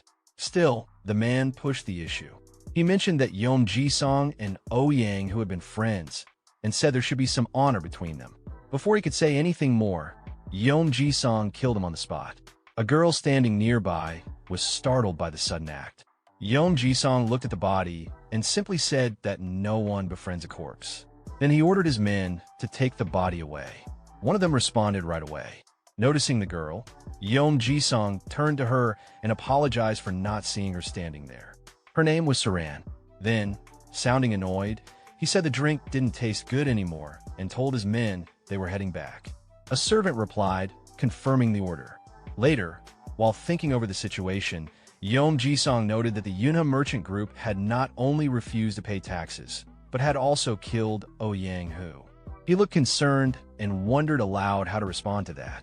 One of his men commented that it seemed like the merchant group didn't even recognize the authority of the little deity sect anymore. Yom Jisong wasn't surprised and agreed, then clicked his tongue in frustration. Another subordinate asked if they should retaliate. Yom Jisong dismissed the idea and said that they couldn't just go around killing people. That wasn't how they operated. One of the subordinates looked at Yom Jisong and asked again, was he really just going to let the Yunhe merchant group go? Yom Jisong paused for a moment, thinking about it. At that same time, Lee Geneon's friends walked into the place together, chatting among themselves. Zhu Jiaoyang commented that even after seeing how much their friend had changed, they were still the same as always. He admitted they were probably hopeless. Guang responded casually, saying that Geneon only asked for one drink anyway, so it wasn't a big deal. Zhu Jiaoyang looked over at him and said that even that small step felt like progress. Sima Guk nodded in agreement. At least it was something. As Sima Guk passed by the sect leader, he overheard Yom Jisong quietly say to his subordinate that he didn't know what would happen next, but he did want the Yunhe merchant group's money. That stopped Sima Guk in his tracks. He turned to glance back at Yom Jisong, thinking to himself about what he'd just heard. The Yunhe merchant group. Yom Jisong, unaware that anyone was listening, continued talking. He mentioned that Li Xiaogman, the elder of the Yunhe merchant group, was known to be a skilled negotiator. Rumor had it he was far wealthier than people assumed. Then he wondered out loud, how much would the young heir of such a group be worth? Sima Guk, now realizing what was going on, looked concerned. Sometime later, he stood in front of Lee Geneon and shared everything he had overheard. After hearing the report, Geneon responded calmly, asking if Sima Guk had come running back to him. Breathing out, Sima Guk admitted it. Yeah, he had. Geneon rubbed his eyes and yawned, replying that it was touching, especially since he had taken his time getting there. That annoyed Sima Guk. He raised his voice and said the situation seemed serious. It looked like they were planning to attack Geneon at any moment. Still thinking things over, Sima Guk added that now that Ouyang, who was gone, Geneon's house didn't have proper guards anymore. He asked if they should reach out to Guang for help. Geneon, meanwhile, remembered something Ma Siap had told him earlier, that the little deity sect had been planning something behind their backs with Ouyang Ho. He kept a calm expression as he asked Sima where those people were now. Sima replied that they were probably already back at their base. Geneon told him to come inside for now. Sima was confused and asked where he was going, but Geneon didn't answer right away. A bit later, inside the house, the two of them were getting ready. Geneon handed something over and told Sima to put it on. Looking around the room in confusion, Sima asked what it even was and where they were. Geneon explained that it was the guard squad's warehouse. Then, turning to him seriously, Geneon asked if he knew the way to the little deity's sect's base.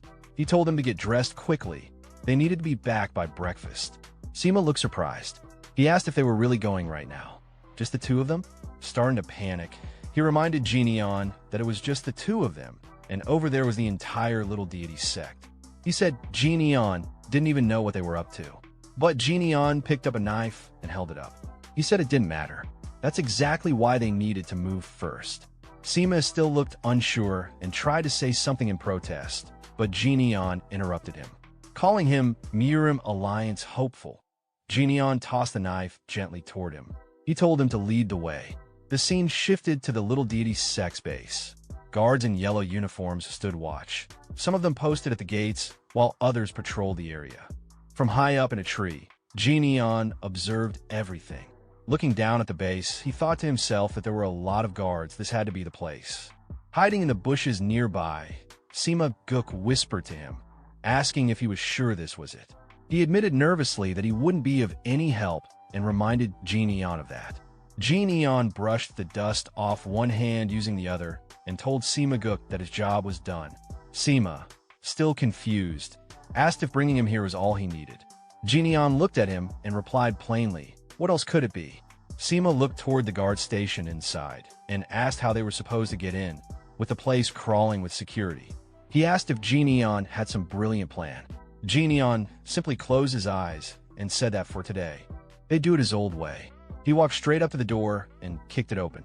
As he looked around at the guards, he thought about his past life, about how Dan Wusong never backed down from a fight.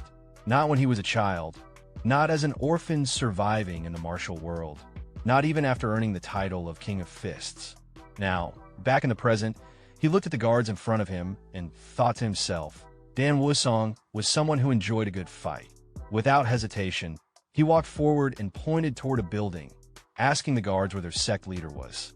One of them yelled back, calling him crazy for barging in and talking nonsense. But before the man could finish, Geneon snapped his neck and told him not to make him repeat himself. He dropped the body on the ground. That was enough to provoke the others.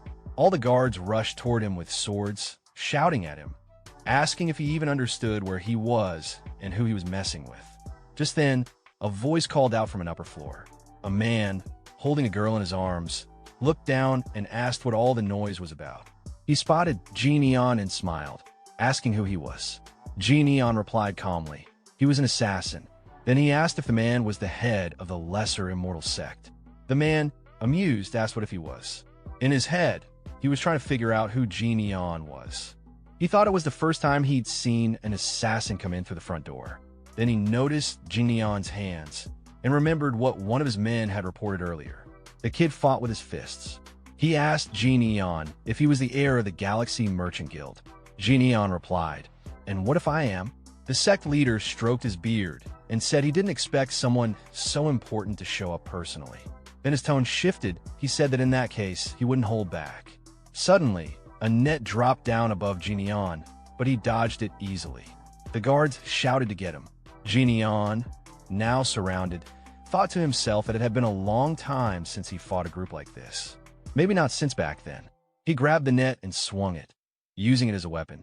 As he took down enemies one by one, he thought to himself that even if his current body wasn't what it used to be, the thrill of battle remained.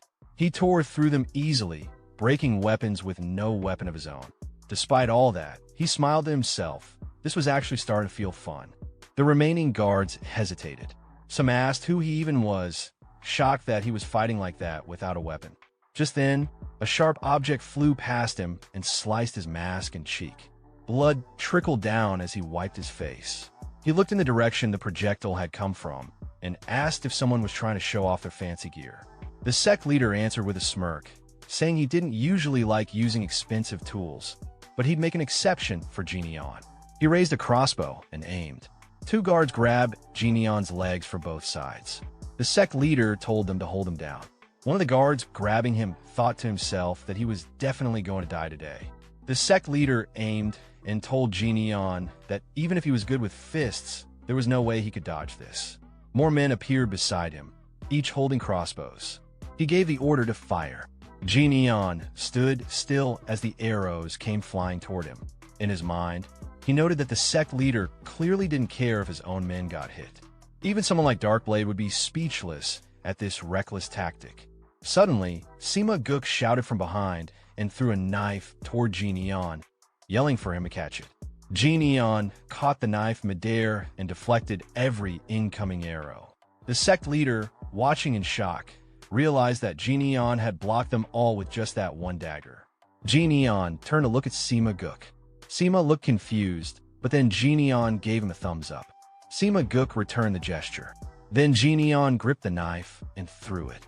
It scratched the sect leader's throat before hitting the wall behind him. Geneon told him calmly that he didn't usually use blades, but made an exception for him. The sect leader, clutching the small wound on his neck, cursed under his breath and called Geneon a psycho. He turned to his men and yelled at them for just standing there. He ordered them to kill Geneon immediately. But before they could react, Geneon dashed forward and closed the distance in an instant. The sect leader could barely process what was happening. Geneon was already in front of him. Geneon readied his fist and said that his real strength was in his fists. The sect leader quickly pulled the girl in front of him, trying to use her as a human shield. But Geneon didn't stop. He used his lightning martial arts to strike with force. The explosion from the impact shook the room. As the dust cleared, Geneon was holding the girl safely in his arms. He gently let her go and told her to stay back. The sect leader sat on the ground, shaking from fear. He looked up at Geneon and wondered what kind of person he really was. If Geneon was the heir to the Galaxy Merchant Guild, he should be a young man, but the way he fought felt like someone who had survived countless battles. Geneon looked down at him coldly and asked what he was staring at. Did he have something to say? The sect leader tried to save himself. He laughed awkwardly and offered money. He said he had plenty stashed away and promised to reward Geneon generously if he spared his life. But Geneon stepped on him and told him to stop putting a price tag on people's lives. He pulled back his fist and said he didn't need any of it. The sect leader could keep his money. Then Geneon drove his fist into the man's chest, piercing through his heart and killing him instantly. The room fell silent as everyone looked on in shock. Geneon pulled his hand back out and glanced at the body. He muttered one final word as he looked at the corpse. Filthy. That's it for today's video. I hope you enjoyed this manhwa. Thank you so much for watching, and I'll see you either in a new manhwa recap or in the next episode of this one. Until then, take care and bye-bye. As morning arrived, the protagonist, his friend Sima Guk, and the girl he had recently saved were walking together. Along the way, Sima Guk turned to Geneon and mentioned that he would be taking a different route. He offered to escort the girl instead. Geneon agreed and entrusted her to his friend. Sima Guk and the girl then walked away from Geneon. After a short while, the girl looked at him and asked if he was young Master Sima Guk. He was surprised and asked how she knew. The girl chuckled softly and explained that she had seen him at Danhyang multiple times. She also added that since he was clearly close with Geneon, it wasn't hard to figure out. Understanding her point, Sima Guk nodded. The girl then gave a respectful bow and thanked him for what he had done that day. She promised that if he ever returned, she would serve him a bottle of top-grade rice wine as a token of gratitude. Sima Guk waved her off casually, saying there was no need. He hadn't done anything noteworthy. He also mentioned that he didn't plan to visit the pleasure quarters anymore. The girl looked at him and commented that he had truly changed. He responded briefly, then glanced over toward Geneon and added that he, too, had to change, especially since his friend had changed so much already. Meanwhile, Geneon was walking toward his home, thinking to himself that it was time for breakfast. Some time later, after finishing his bath, he stepped into a room where a table full of food awaited him. He invited the two bald men he had brought from the entertainment district to eat, encouraging them to be comfortable. The two men gratefully accepted and responded politely. Geneon, in a gentle tone, told them not to hold back and to eat freely whenever they were hungry. One of the men expressed amazement at the generosity of the trading company. while the other jokingly asked if eating 7 meals a day was acceptable. Geneon calmly confirmed that it was. As they chatted, the two bald men noticed Geneon's wound had already closed. They asked if he had been all right the previous night. Geneon gave a vague response while holding his chopsticks, but in his mind, he reflected on the situation. He realized that the sudden incident had shaken his core, something that wouldn't have happened in his previous life.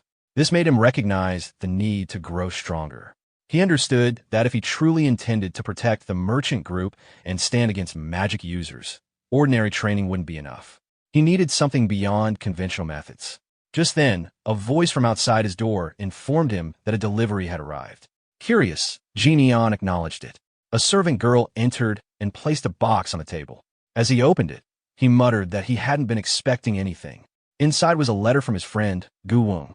The letter explained that after they had parted ways, Gu Wong had stopped by a tavern, had a single drink, and then left. He jokingly called it a sign of real progress. Geneon smiled as he read it. The letter continued, revealing that Gu Wong had also meant to deliver something on Geneon's father's behalf the day before, but had forgotten. Now he was sending it along. Geneon paused at the mention of his father, feeling surprised. The letter concluded with Gu Wong saying he would leave the item with Geneon and asking him to help watch over their escort agency once he had become stronger. As Geneon examined the contents of the first box, he immediately recognized what was inside. It was a piece of century root. Judging by its appearance and condition, it had likely been aged for 4 or even 5 centuries. He estimated that, with a bit of luck, it could help him raise his White Lightning 10-stage art to the 5th level. Holding the root in his hand, he reflected on the moment with quiet appreciation, realizing this was the kind of gesture that showed the true value of having a good friend. He then turned to the next box placed beside him. Inside was another letter. This one was addressed from the Tejo Trading Company. The letter spoke of a long-standing trust and friendship with his father and a gift offered in honor of that bond. As Geneon processed the message, he recognized the name of the firm. It was one of the wealthiest and most influential trading companies in the Central Plains. He realized his father must have reached out to them personally for assistance. The depth of that gesture and the effort behind it caught him off guard. He hadn't expected such care and foresight. Inside the box was a bottle, and as soon as he saw it, he was struck with surprise. It was pure, void stone milk, a miraculous elixir that martial artists could only dream of acquiring. It belonged to the same legendary tier as the 1,000-year spirit fruit, moon elixir flower, and 10,000-year snow ginseng. All of them were incredibly rare and nearly impossible to obtain. Geneon brought the bottle close and inhaled its scent. There was no doubt it was genuine. Even in his previous life, he had only managed to taste a few drops of it. He found it hard to believe that a merchant had managed to acquire something even top martial artists struggled to find. Turning to the two bald men seated nearby, he called out their names, Myongbo and Jinbo, and handed each of them a portion of the medicine. One of them immediately prepared to begin circulating his chi, asking the other to guard the room and eat later. As he accepted the dose, he asked what it was. Geneon simply told him it was good for the body and warned him not to lose it, emphasizing its rarity. Surprised by the comment, the man stood up and walked over to a nearby storage room. Opening the door, he gestured inside and revealed stacks of similar rare items, all prepared for Geneon. Seeing this, even Geneon couldn't help but be taken aback. A smile formed on his face as he silently acknowledged the simple truth. Money really was a powerful thing. 2 hours later, Geneon was seated cross-legged in his room, meditating. As he consumed the elixir, he noted its taste, bitter and without aroma. It reminded him of martial arts itself, bitter in the beginning, with no immediate reward. Training was painful, and often it felt like there was no progress at all. Soon, his body began to react. A strong heat spread through his core. He recognized that in his past life, his body would have already broken down under this intensity. Fortunately, he had taken the time to strengthen himself beforehand. A sharp pain surged through him, intense enough to force his eyes open. It felt as if his entire body was burning. The more he tried to suppress the pain, the more fiercely it fought back. Realizing resistance was futile, he changed his approach. He would push through it instead.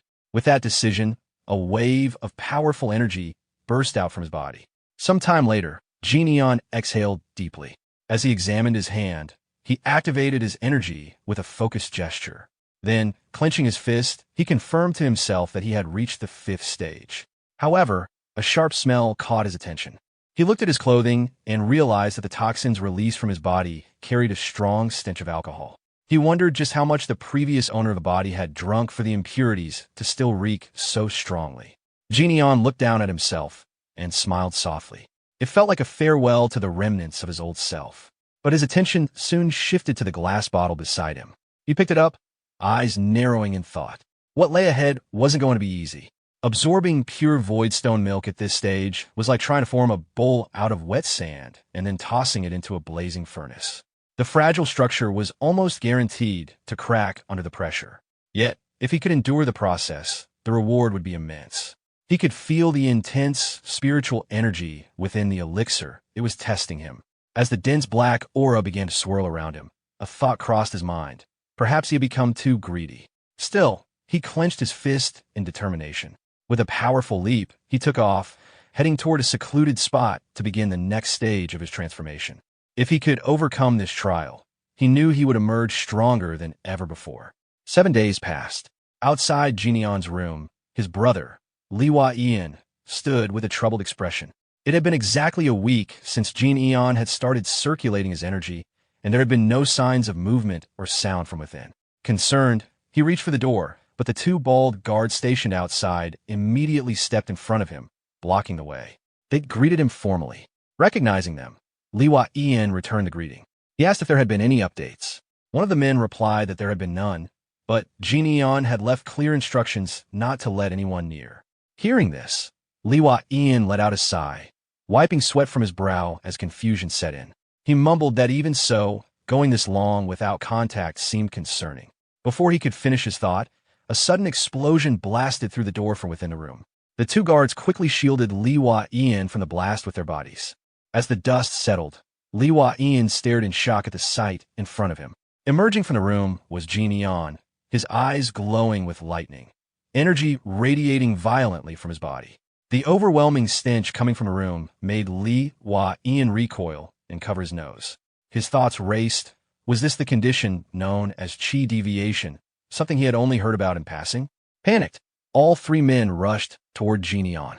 One of the guards called out urgently to him. Two bodyguards then tackled Geneon, trying to pin him down in hopes of stabilizing his energy. They pleaded with him to come back to his senses. Lee Geneon tried to speak, beginning to ask if his brother was all right, but his words stopped midway. As he got a good look at Geneon's face, a chill ran through him. What he saw frightened him so much that he couldn't say another word. Lee Geneon quickly caught his brother in his arms, trying to steady him after the sudden outburst of energy. But Geneon rose to his feet once more without saying a word and began walking away. One of the bodyguards called out behind him, asking if he was all right and where he was going. Geneon, without turning around, simply responded that it was too hot and that he needed to cool off, insisting they not follow him. Without hesitation, Geneon leapt onto the rooftop and dashed off into the distance.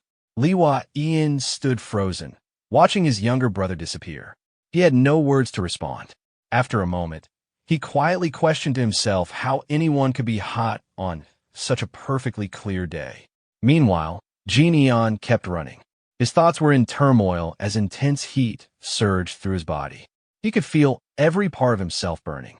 His physique, still not fully attuned to the immense power he had taken in, was reacting violently. Clutching his throat, he tried to suppress the sensation, but the energy inside him continued to rage uncontrollably. He realized that if this went on, it wouldn't just be the Yunham merchant group at risk, he could endanger the entire street.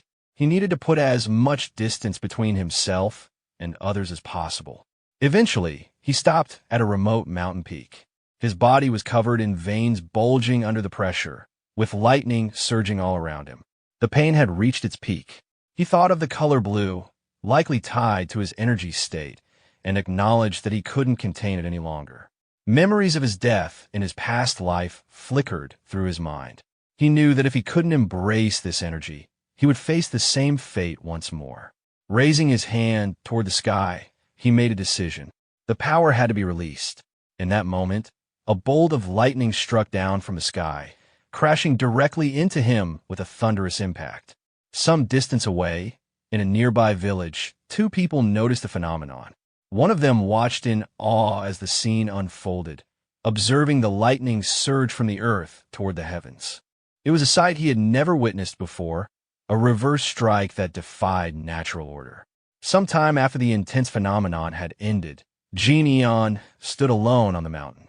Rain poured down steadily around him as he remained silent, letting the moment settle. Clenching his fist, he counted under his breath 6, then paused and corrected himself 7. A smile formed on his face. If he was able to release that much energy, it could only mean one thing. He glanced at his hand, activating his energy once more to confirm it. The answer was clear. He had reached the 8th phase. Later, Geneon walked through the city streets, still partially undressed from the aftermath of his training. His presence turned heads immediately. Several passers-by, especially the young women, blushed as they watched him walk by. A few whispered in surprise, wondering who the half-naked man was. Taking notice, Geneon quietly thought to himself that he should at least get some clothes. Sometime after, he was inside a clothing shop, now dressed in a sharp outfit that gave him the refined appearance of a nobleman.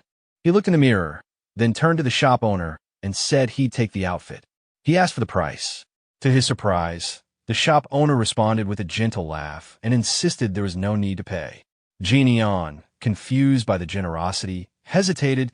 He didn't feel right about taking it for free. But the shop owner explained with a warm smile that ever since Geneon had beaten up the troublemakers from the Oyang clan and the Little Deities sect, the streets had become noticeably safer. Fewer thugs caused problems now, and that peace had made it easier for him to bring his children to the shop. He pointed to his child nearby and expressed gratitude, saying that the free clothes were his way of repaying Geneon. As he noticed the rain still pouring outside, he offered an umbrella as well. The shop owner's child walked up, holding out the umbrella toward Geneon. Seeing this small gesture, Geneon smiled back and accepted it graciously. A short while later, he stood outside the shop in the rain, waving back at the shop owner and his children. As he continued down the street, Geneon looked around and reflected on the changes. Things truly did feel more peaceful now. In the past, he never paid attention to what the streets looked like after a fight. But now, recalling the shop owner's words, he could feel the difference his actions had made. People were safer, families were more relaxed, and the atmosphere felt lighter. Looking ahead, he saw people laughing and enjoying themselves. For the first time, Geneon found himself smiling at the sight. The feeling wasn't so bad. Suddenly, his attention snapped toward a commotion behind him. Someone was running through the street in a panic, shouting for others to move aside. The man shoved someone out of the way, tried to escape from a group that was chasing him. The people behind him yelled not to let the man get away. As Geneon observed the scene, he immediately recognized the person on the run. It was Myungo. His thoughts locked onto the name with surprise. The man who had been chased earlier suddenly appeared before the protagonist. With a casual smile, he greeted him, commenting on the heavy rain. The protagonist looked at him with visible disappointment, noting that he hadn't changed at all. As the man stood confidently in front of him, the protagonist remarked again on how he was always caught up in a busy life. Meanwhile, a large number of people from the Moyang clan had gathered at the Emperor's assembly. Among them, a red-haired man confidently acknowledged the significance of all the clan patriarchs coming together after such a long time. He specifically praised Moyang Bin for his efforts. This red-haired man was Dako Myong, the patriarch of the Dako clan. In response, a green-haired man humbly dismissed the praise, saying he had only arranged the meeting. This was Moyang Bin, the patriarch of the Moyang clan. Then, turning to another figure, he brought up a recent issue, mentioning that he'd heard about a regrettable incident involving Ouyang Seng's clan. He stated that Ouyang, who had apparently challenged a member of a merchant group to a duel and died as a result, asking if it was true. Hearing this, Ouyang Seng, the patriarch of the Ouyang clan, looked visibly irritated and surprised. Another person in the room then questioned the situation further, pointing out that Ouyang, who was supposed to be one of the more skilled martial masters of the clan. Yet another added that Ouyang, who had caused trouble with a merchant group, made a scene and ended up being severely defeated. Just then, loud laughter erupted in the assembly hall. Everyone turned toward the source, which was none other than Nam Gong Wu, the leader of the Emperor's Assembly and the patriarch of the Namgung clan. Known as the world's strongest martial artist and often referred to as the Blade Emperor, Namgung Wu was laughing heartily, mocking the situation. He found it ridiculous that someone from a merchant group had defeated a member of the Ouyang clan, calling it even funnier than a jester's performance. He asked if others agreed with him. One man in the assembly could be seen trembling with anger, though another quickly agreed with Namgung Wu to avoid conflict. At that moment, Ouyang Sing, now visibly furious, exclaimed that Ouyang had already been expelled from their clan. With his frustration boiling over, he declared that it was time to remind the merchant group of the true power of the Ouyang clan. Back on the street, the protagonist stood with his friend. He looked worn out and clearly exhausted from everything that had just happened.